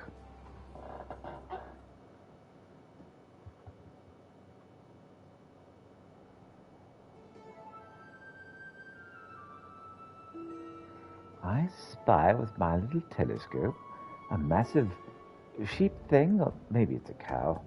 I don't know what we're after either way. Is that an aether current? Oh no, it's just a wind sprite. That is all snow, snow, and more snow. But lo, what do I see over yon hillock? There's no mistaking it. That is a girl. A survivor? Show me. Over there, beyond that tree. Looks like she's running away from something. But surely not us. She wouldn't even know we're here unless she had a telescope like mine. All I can tell is she's wearing a pale green dress. A rather fetchy one at that.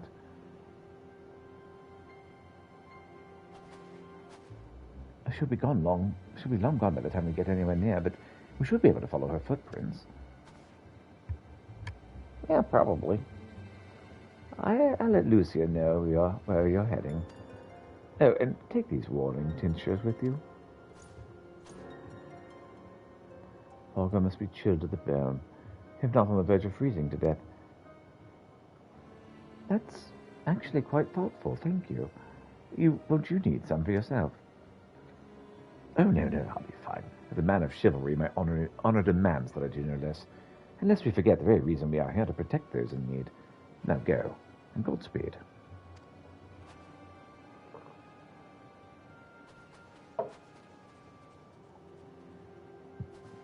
Yeah, let's go. 4 minutes.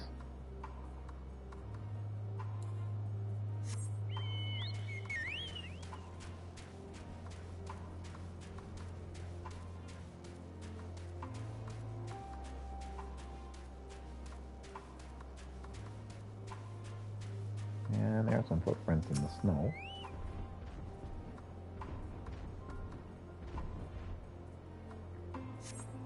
Trail of fresh footprints lead east.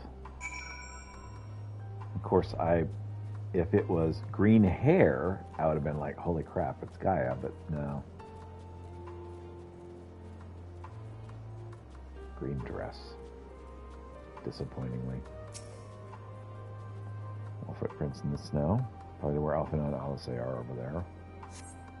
The footprints appear to be the same as those you saw previously, and they lead toward the building.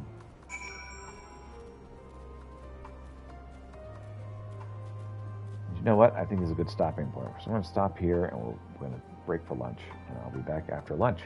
We'll continue the story. Thank you so much for watching. If I don't see you again today, have a wonderful day.